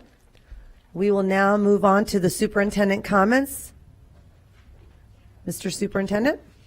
Yes, ma'am. Thank you, Chair Combs. And I'll wait till this PowerPoint comes up, and I'll ask Mr. McCauley if he'll please navigate through it, and I'll try to keep up with each of the slides. But overall tonight, we want to be able to take a moment to discuss new leadership, which we've already did, highlight some agenda reviews that we've approved on a consent, and then being able to address the suspended agenda related to COVID and literacy, and then also be able to highlight some district celebrations within our school district. First and foremost, we this evening on consent agenda, we identified a number of our schools that will take on and attend a number of events throughout our nation. They'll do it in a safe manner. As we see, we have Plant Chorus, Alonzo Drama, East Bay Chorus, Progress Village, and Orange Grove all being able to participate to allow our students to show off their skills and listen, learn, and grow every single opportunity they have. And thank for our school leaders and our communities and our extracurricular organizations and co-curricular activities for being a part of this process. We'll continue to make certain that we monitor each of them in a safe manner and determine at that time whether or not that will continue to take place. And then also we highlighted Career Source Job Fair. We launched this yesterday within Tampa with Career Source. They do a really nice job of offering jobs for students who are 16 years of age all the way to 24. Just an opportunity to get exposed to a profession they may find, that transitions to their heart. So being able to identify skills, not only, clinicianal skills, but also being able to have the soft skills. And in Hillsborough County, we probably around 700 plus of our students will be engaged in that process, and we absorb around 150 of our students that are working with us daily. So this is a great opportunity for our students to take advantage of summer jobs. Going to pay $13 an hour, and this is no charge to the school district. So, it's a great opportunity for our students to get linked to Career Source. So thank you to John Flanagan and Jennifer for making this a reality. And then also talking about next steps. I'm sorry, I can't see the PowerPoint, Mr. McCauley, but looking at no, I can't see it. I only see half of it. Looking at investments, we have a number of grants that have taken place within our school district. And in those grants, we are trying to find every way that we can to address our fiscal responsibility. So we have an Infrastructure Investment and Job Act, which was signed in November of 2021, where $7.5 billion will be donated or are committed to electric vehicle charging stations and vehicles within school districts. And this is all about $5 billion for electric school buses nationwide. We have been working hand in hand with Congressman Castor to identify any relevant issues and next steps for us. And in this first year, through our transportation department, looking at to be able to obtain 40 to 50 electric buses in the first year. So, hats off for this being able to be put in place to allow us to move to a more environmental safe environment in Hillsborough County. Next slide is all about additional grants that we've obtained through the Department of Justice. We have the 2021 Stop School Violence Program. This is an initiative to educate and prevent school violence with our students against others and themselves for anti-bullying training. And also this is a $1 million grant that we've targeted 6 schools to be able to implement all of this training and create this kind of mindset where we can continue to have a disruption-free environment every day and focus on learning. And then also received a $500,000 grant for, with moving forward with school violence prevention program, and $500,000 has been dedicated to GPS platforms, which is linked to having safe buses and allowing us to use ID cards on our buses. Easy way to recognize who's on the bus and who's not, and to be able to track students for parents and for the school district as well. That will also go back to be able to help some of the purchases that we've had back in October for our GPS system. All right, and also COVID update. We've had a number of of COVID cases over the last, I would say, few weeks, as we were in a really different spot than we came when we left on December 17th. And as we transition, we see that we've had a significant increase within our county. And this is a comparative to Hillsborough County's positive rate with Pinellas and Pasco.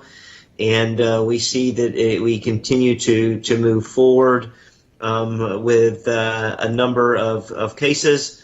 Also, we also have another slide related to the number of cases in Hillsborough.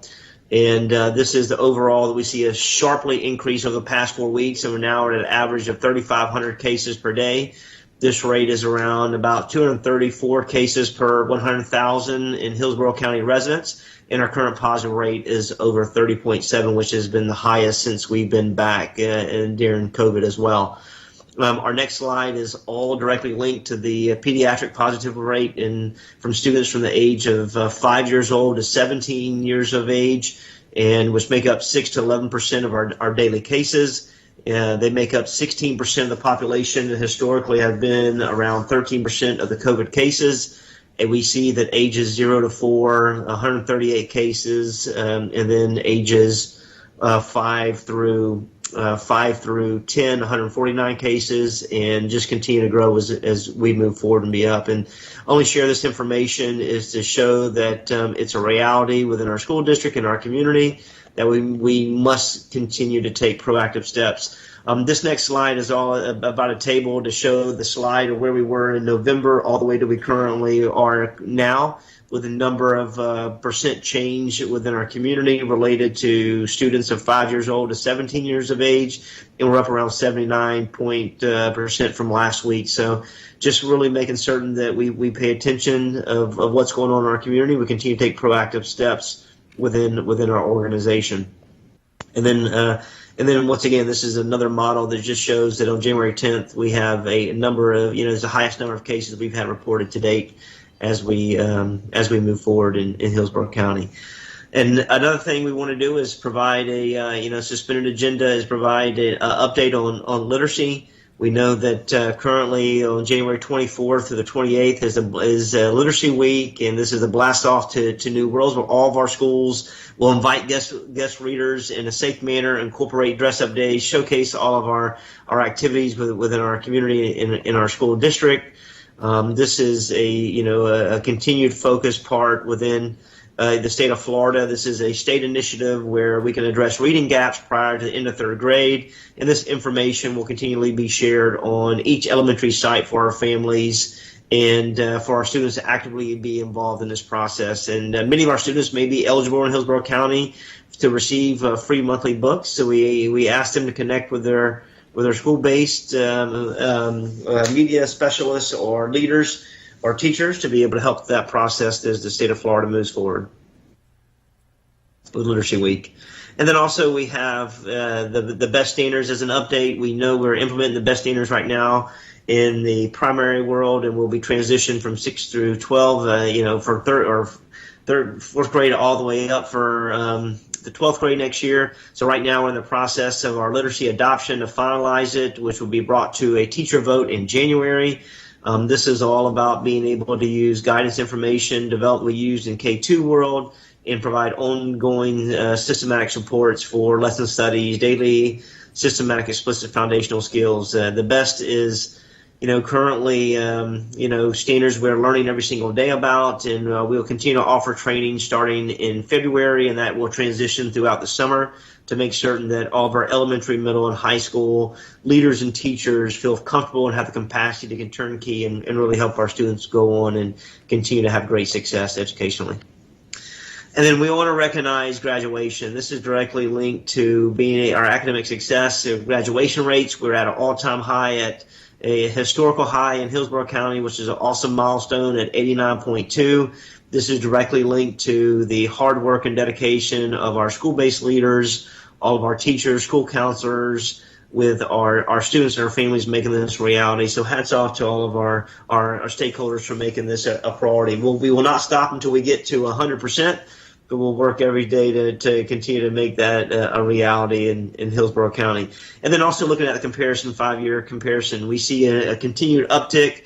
And I want to highlight Spodo High School, who represents the greatest increase at 7.2%, and they're at 92% overall. Also, Armwood with a 5.5%. Lato continues to show an upward trend, and they've reached their highest historical mark at 96.5, and King has hit the historical mark at 89.7. And I would be remiss if I didn't highlight Newsom, who has 98.9% of their student body graduating on time. And hats off to that entire community for making it a priority. And then finally, looking at our subsets of our school district, if you see it a 5-year trend, we continue to move in every subcategorical from white, Hispanic, Black, multicultural in 5 years. We see that we'll continue to make it a focus and concentration, and we'll continue to make certain that we focus on these subgroups as we're accountable with the state of Florida moving forward. And then also celebration. As we know, on Thursday, January the 20th, we have a really special night for the Excellence Education Awards, and it's Let's Glow Crazy. We really thank the HEF and Anne-Marie for making this a priority with our school district. We want to acknowledge all of the individuals who are our EIE 22 award finalists for the Ida S. Baker Diversity Educator of the Year finalists. You see on the slide we have 5 individuals that have went through a interview process, that have wrote a number of documents to be able to submit their application. And we thank everyone who made nominations at their particular school and winners as well. And we'll be able to recognize them as we move forward. So congrats to our 5 finalists. And at the same token, we have our instructional support finalists of the year. We have 3 from Mitchell, from Sickles, and from Temple Terrace. Congratulations to these 3 finalists, and we will acknowledge the winner on the 20th. And our final finalist for Teacher of the Year in Hillsborough County, we have 5 teachers from Summerfield, Lanier, Armwood, Tampa Palms, and Mendenhall. Thank you for going through this process as well. We look forward to a really special night to acknowledge all and everyone's hard work. And regardless, we know that there will be one winner in each of these categories, but all the finalists are winners. All of the individuals that are selected at their school are winners, and we thank them for their dedication and commitment to Hillsborough County. Thank you, Chair Combs. Superintendent Davis, for the very detailed update. Thank you so much. What we're going to do today is, and since it's prior to 6 o'clock, we're going to do the board comments, and then we'll close with the employee comments. So at this time, board members, if you have any closing comments, please select. We'll start with Member Perez. Closing comments. Thank you, Madam Chair. Superintendent, working daily with patients and close to understanding the issue with COVID and how serious it's gotten in our community. And I agree with you in taking a proactive step in keeping our students and community safe and starting within our organization. I just have some questions. How many COVID test kits were received by Hillsborough County Public Schools? I think they were close to, through the chair, around 40,000 of these assessments were extended to our school district. And how many kits were distributed or used by our students and families? I'll have to lean on Mrs. Brown or our team, or get that, if they don't have that information, get that information back to you. Thank you, Mr. Superintendent. We don't have that information on hand. It has all been distributed to schools and to district offices. I apologize. To district offices as well, but we will get more data for you and to the superintendent to get to you. Thank you. Okay. Thank you, Ms. And how many of these kits have expired? Ms. Brown, you want to address that? Yes, ma'am. They have all expired to date. There was an extension that was given to those that we received prior to the holidays, and they expired at the end of December. We do have notification from the Department of Health that they have requested additional test kits that they will distribute to the school district. And as soon as those test kits are in, we anticipate approximately 9,000. They will all go to school sites for teachers, for staff, and for students, as well as to district sites. Can somebody please explain to me the reason for these kits not being distributed to families or students, and for the reason why they expired, in our hands? Yes, ma'am. When we received them, they had already, they were expired when we received them. And so we requested through this Department of Health for an extension or for information regarding the effectiveness of these test kits. And so they did extend beyond the expiration for 3 months. Okay. So we received expired test kits from the state. By the time they were delivered, they were expired. Okay, I would like to receive information on the date that we received these kits into our possession, please. Yes, ma'am. Okay, and the date that these kits expired. If you Yes, ma'am. We'll get you that information. Thank you. All right, our students are feeling the impact of this pandemic more than ever as we navigate through one of our most tumultuous times in the history of our educational system.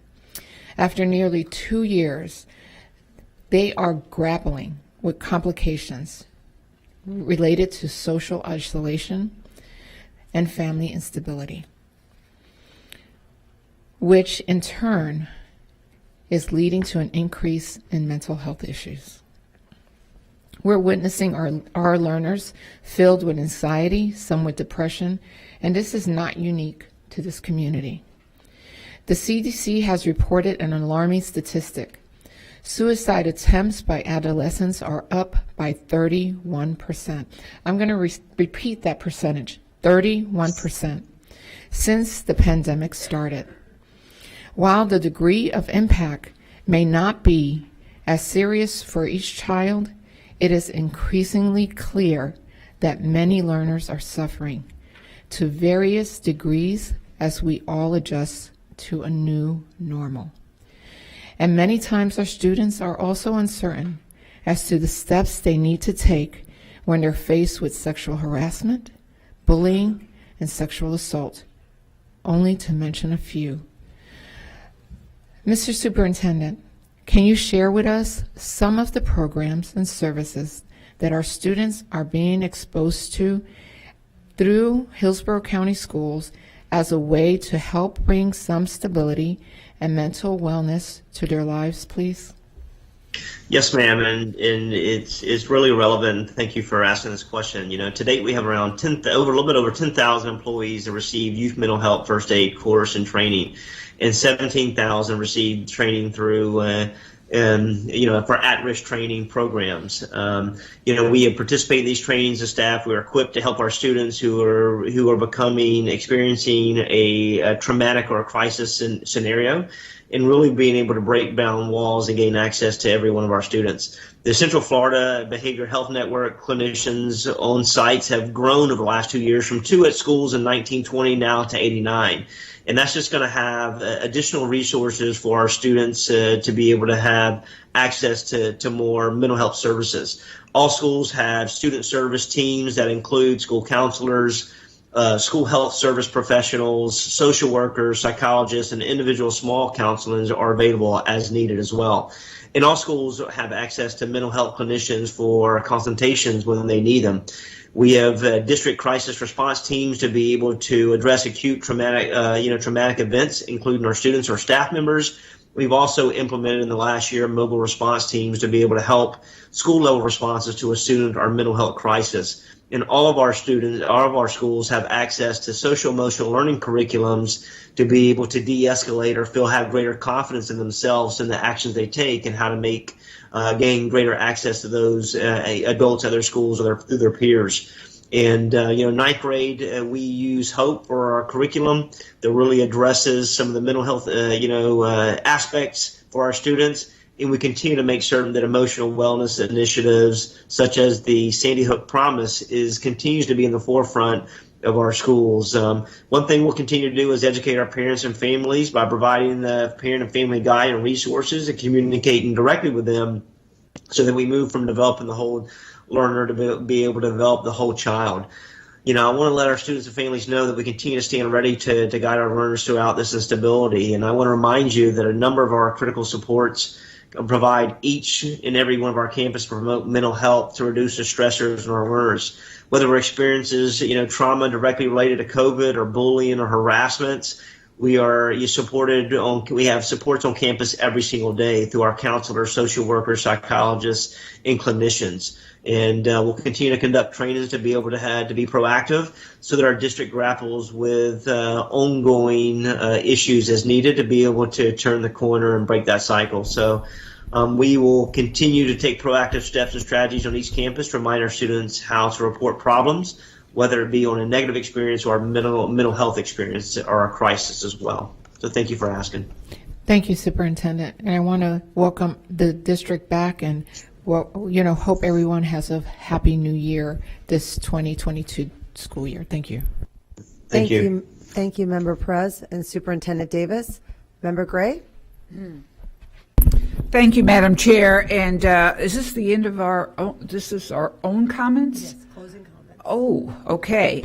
Well, then, Pablo, let's get going. This is closing comments. But before you do, I want to just say a big thank you to our teachers, our school site staff, our ESP workers, because Superintendent Davis, that 89.2% came on the heels and hard work of our great cabinet members, staff members, as you well know, inclusive of the bus drivers and the food service workers, the paras.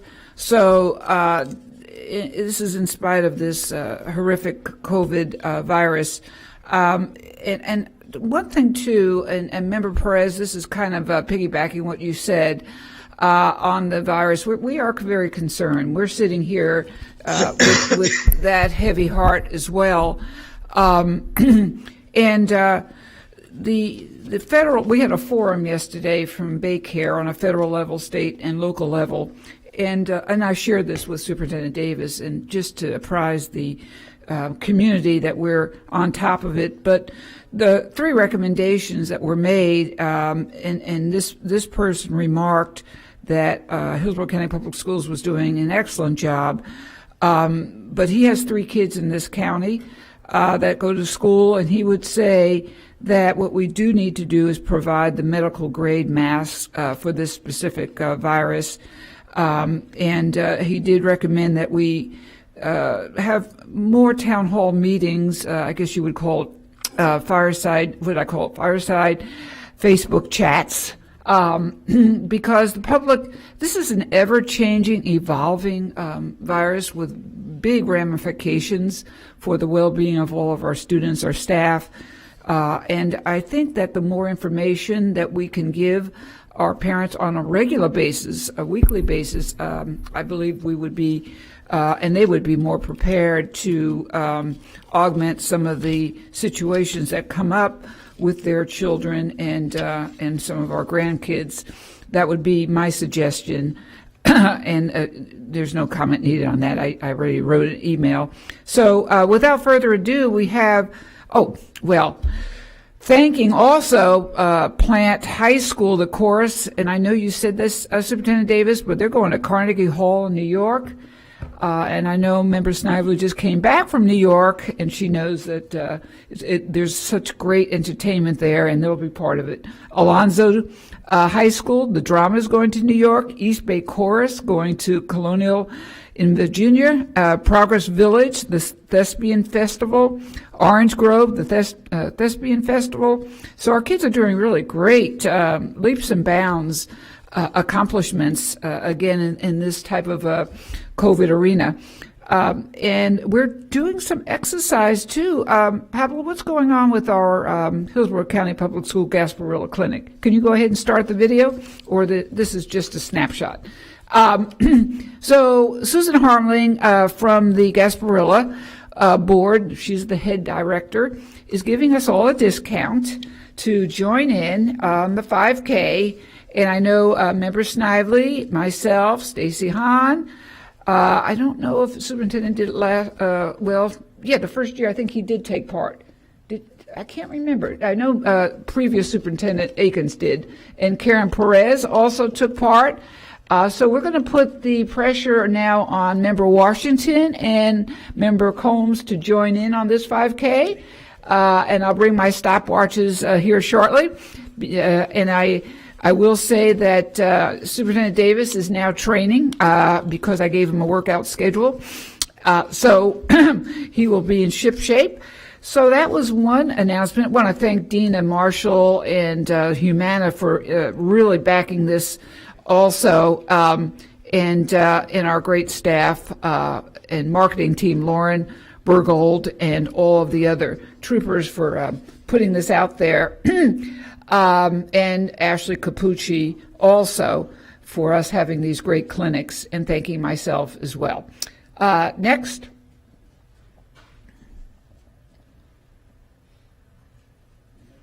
Whoop, did we get the video? And this is a accolade. Hi, my name is Lynn Gray, and I'm on the Hillsborough County Public School Board District. Never mind. Oh, okay, stop.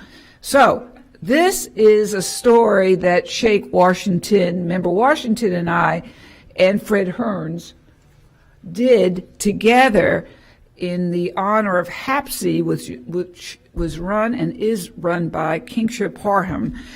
We are having a brain bowl. So this is our short video, and then we'll be done. Pablo? Hi, my name is Lynn Gray, and I'm on the Hillsborough County Public School Board District 7. And? Hi, I'm Henry Shake Washington. I'm the Vice Chair for Hillsborough County School Board District 5. And we support the hard work that all the students are doing for the Brain Bowl. And now I'd like to turn it over to Mr. Fred Hearns, who's the originator and got it all started here in Hillsborough County.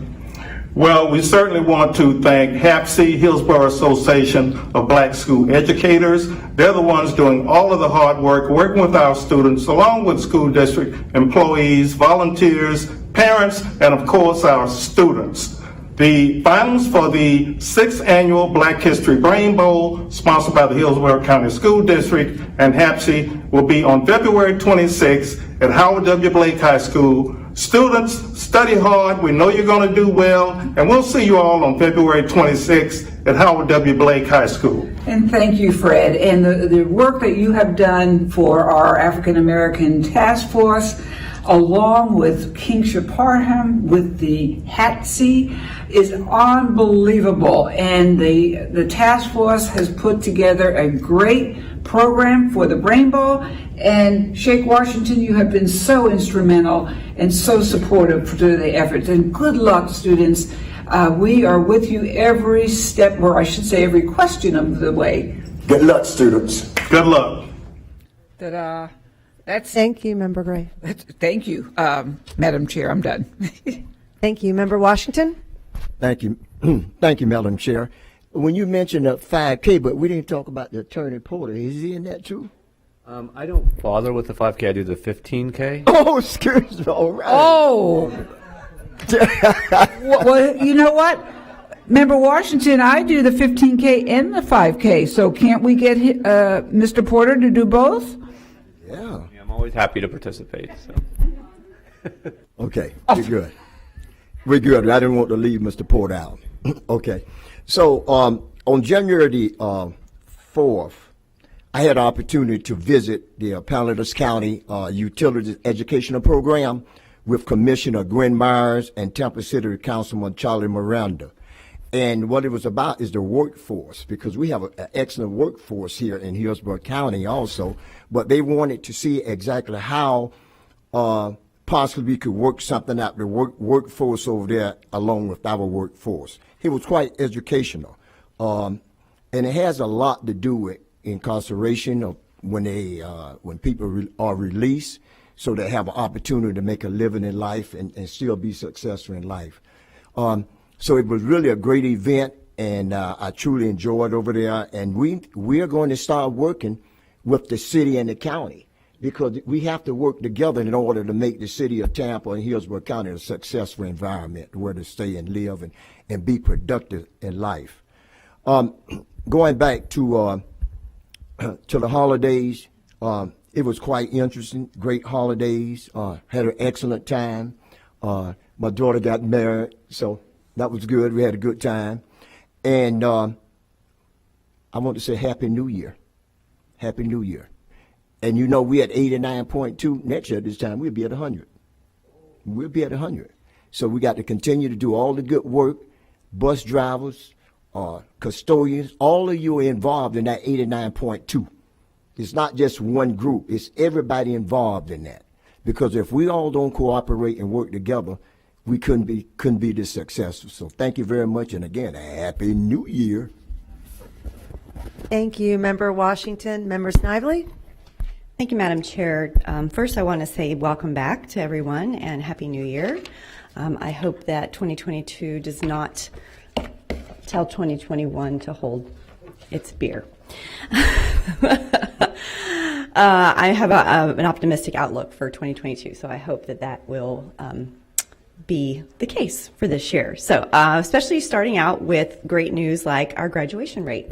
As has been previously mentioned, I remember when it was less than 82% a few years ago. It was 82.9% back in 17. So we have come a long way since then, and to have it at almost 90% is very exciting, and very proud of our students, our teachers, our administrators, and our parents who are engaging with our students as well. It takes entire community, including even our organizations that we partner with. It really takes an entire community in order for children to succeed, and we will continue to do so. And I'm glad to hear that the superintendent said his goal, he won't stop until we get to 100%, because that's where we should be. I also want to say special congratulations to Principal Katie Rocha at Newsom High School for having the highest rate. It's hard work, and being a principal is very, very difficult work, very challenging work. It can be very rewarding work as well when we see results like this. And so thanks to all the principals out there who are doing their best to make it happen for our students. Just some concerns. I know that, it's very heart-wrenching sometimes to listen to, and it's appreciated, obviously, when people come and are brave enough to come to a public meeting and stand at the podium, the lectern, in front of a camera, in front of the school board, in front of anybody who's watching, and talk about things that are uncomfortable. And some of those things, even though we don't necessarily respond as board members, make us uncomfortable too. We just don't necessarily say it directly to the individuals who come and speak to us. But I wanted to acknowledge the people who do come, the people who came last time, this time, every time to talk about their concerns, whether it's, sexually explicit content in our school libraries and what we're doing about that, discipline issues, mental health issues, sexual abuse issues, and I want to assure the public that we are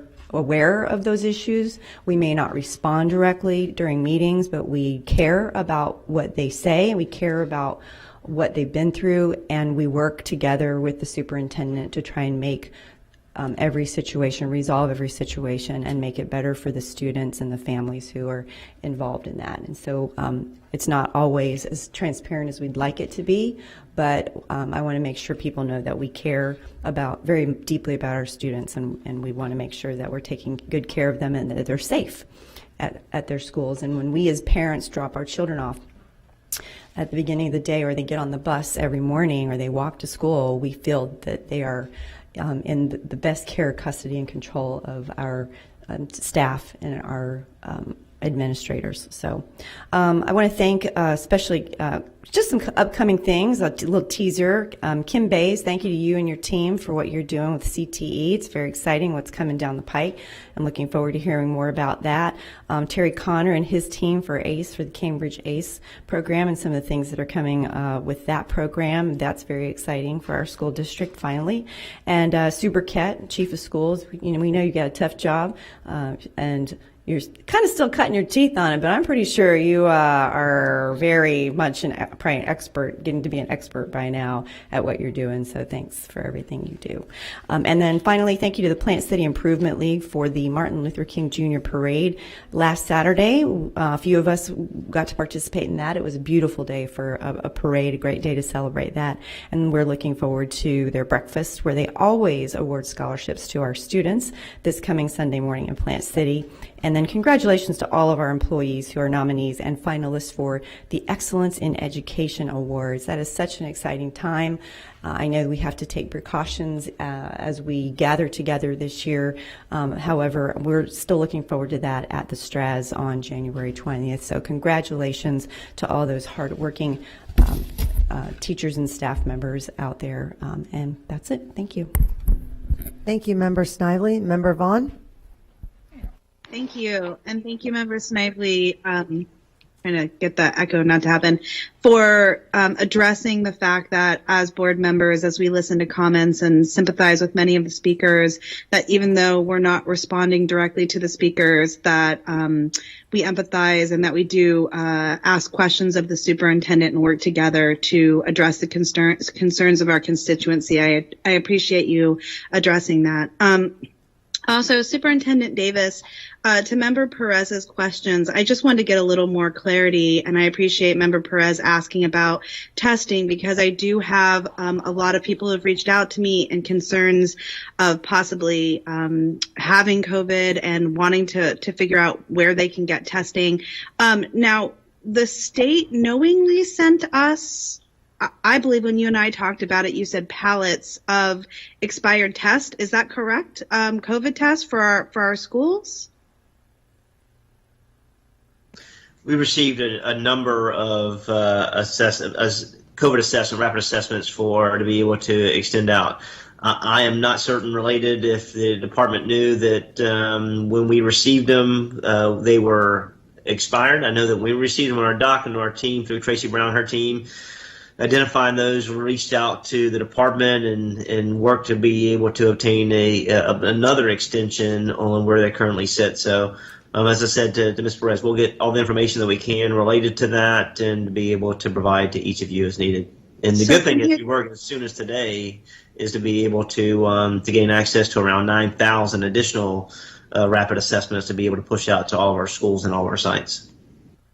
Can we have an update at the next board meeting about the tests? How many, as Member Perez asked, how many we had, whether or not they knew they were expired, what the expectations of the test were. And I know you said the Department of Health is hoping to get us new testing. Now, was that who originally sent it out, or was it the Department of Education? And are they not replacing the tests? Instead, it's the Department of Health. I'm just trying to get an understanding of who's in charge of what here. Yeah, so Ms. Brown, can you address that related to who we received them from? Yes, sir. We receive our tests through the Department of Health, but they work through the state. So the Department of Health receives the test, and they work with the emergency management organization here in the county, and they get the information and get the test to us. So would the new tests that were being requested also come from the state?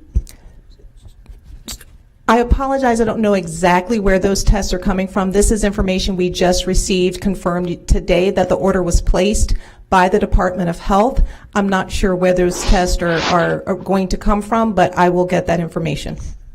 Okay, I appreciate it. As Member Snively had highlighted that the success of our graduations and Member Washington is so much to do with our staff and the members in our actual schools.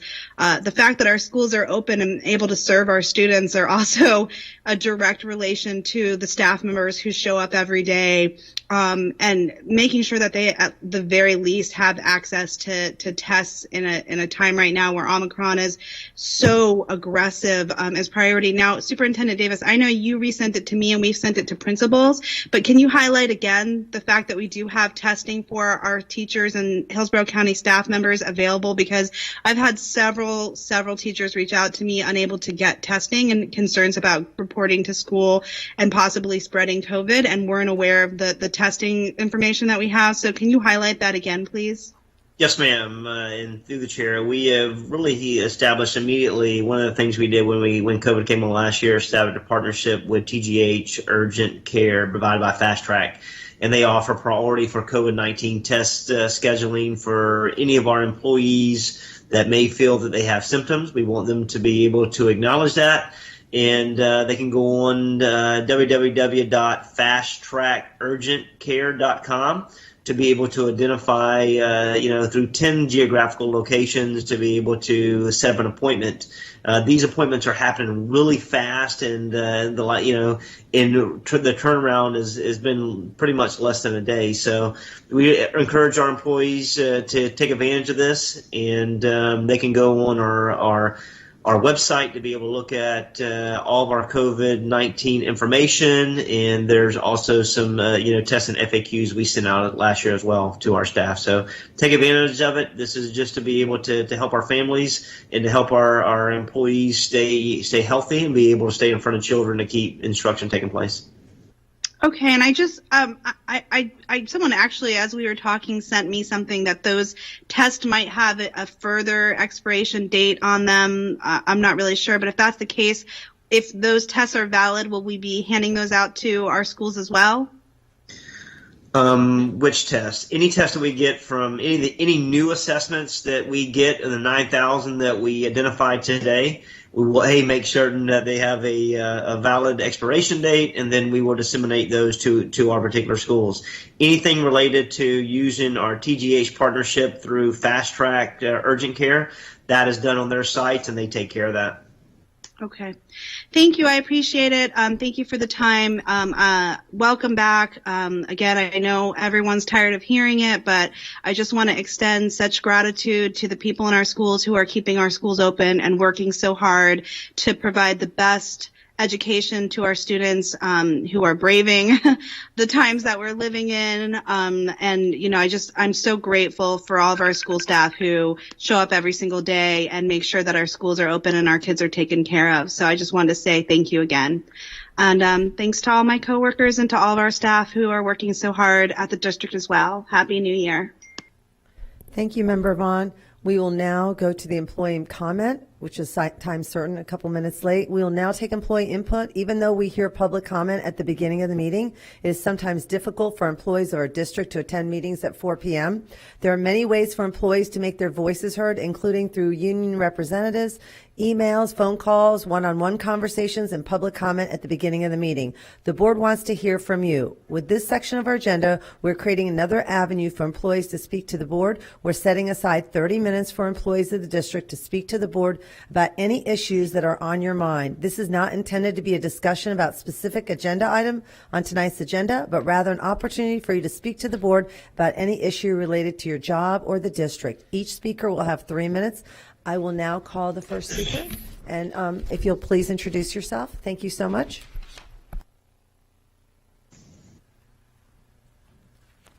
I will happily introduce myself. I'm Rob Crete, the proud president of HCTA. Congratulations, Member Washington, on your daughter's wedding. She looked amazing. She was an amazing student, great basketball player for me back in the Burnett days. Great job there, sir.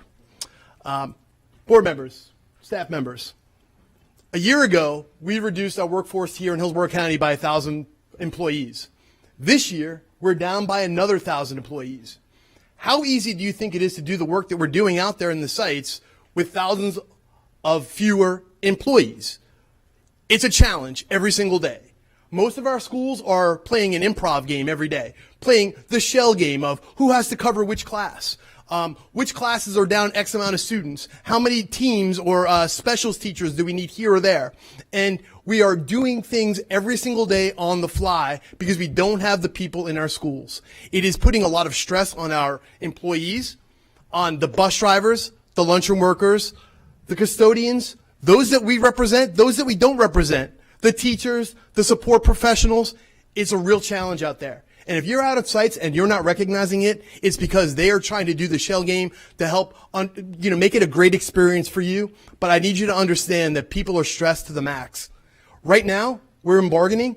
We have teachers that can come from another district. If I've taught for 10 years in Sarasota County and come to Hillsborough County, one would think that I would get credit for my 10 years of teaching.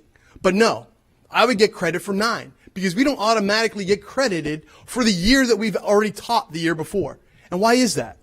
If you came to Hillsborough County and you saw a salary schedule and it had all of the years of service on there, wouldn't you expect that after you've taught for 10 years, you would be at that point on the scale? But that is not the case here in Hillsborough, and that's something that we need to correct. We need to correct it now because the problem that we're having today is not something that's only going to be here for now. It is just the tip of the iceberg for the problem that we're having in Florida and, quite frankly, the United States. We are seeing the disintegration of public education right in front of us, and we're sitting on the deck chairs of the Titanic and smiling and saying, hey, it's going to be okay. Maybe we'll make it through this. Well, we might not. And we need to do something about it now. We need to be proactive. So think about what we're doing with the salaries. Think about what we're doing to make the conditions here better for everyone, because people are at their wits' end. I'm hearing about it every day. I know that you're hearing about it every day. And they're just doing everything that they can to make the soundest, safest experience for those kids every single day. And my hat goes off to each and every one of them. Thank you, Member Vaughn, for recognizing all of them. And thank you for everything that all of you are doing every day. So let's get this settled and let's fix this here and now. Thank you. Thank you. Next speaker, please, and introduce yourself.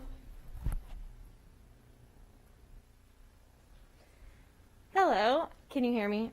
Okay, I'm going to leave my mask on. I am Cameron Dennison. I'm a teacher here in Hillsborough County.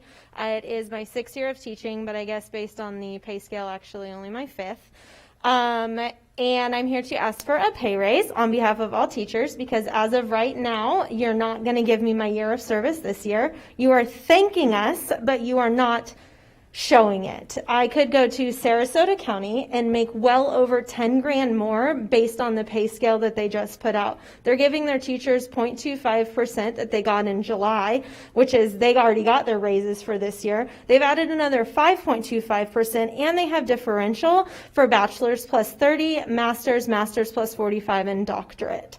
What is keeping me here? What is keeping me in Hillsborough County? Their cost of living is equitable to what we have here.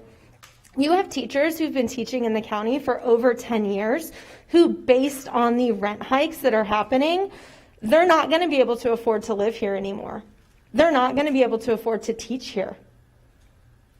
I could go to Hernando County. I'd make about what I make now, maybe a little less, but I'd be bringing home more because the cost of living is way less. So by saying, well, we have one of the highest in the area, yes, but our cost of living is rising and we need to meet that.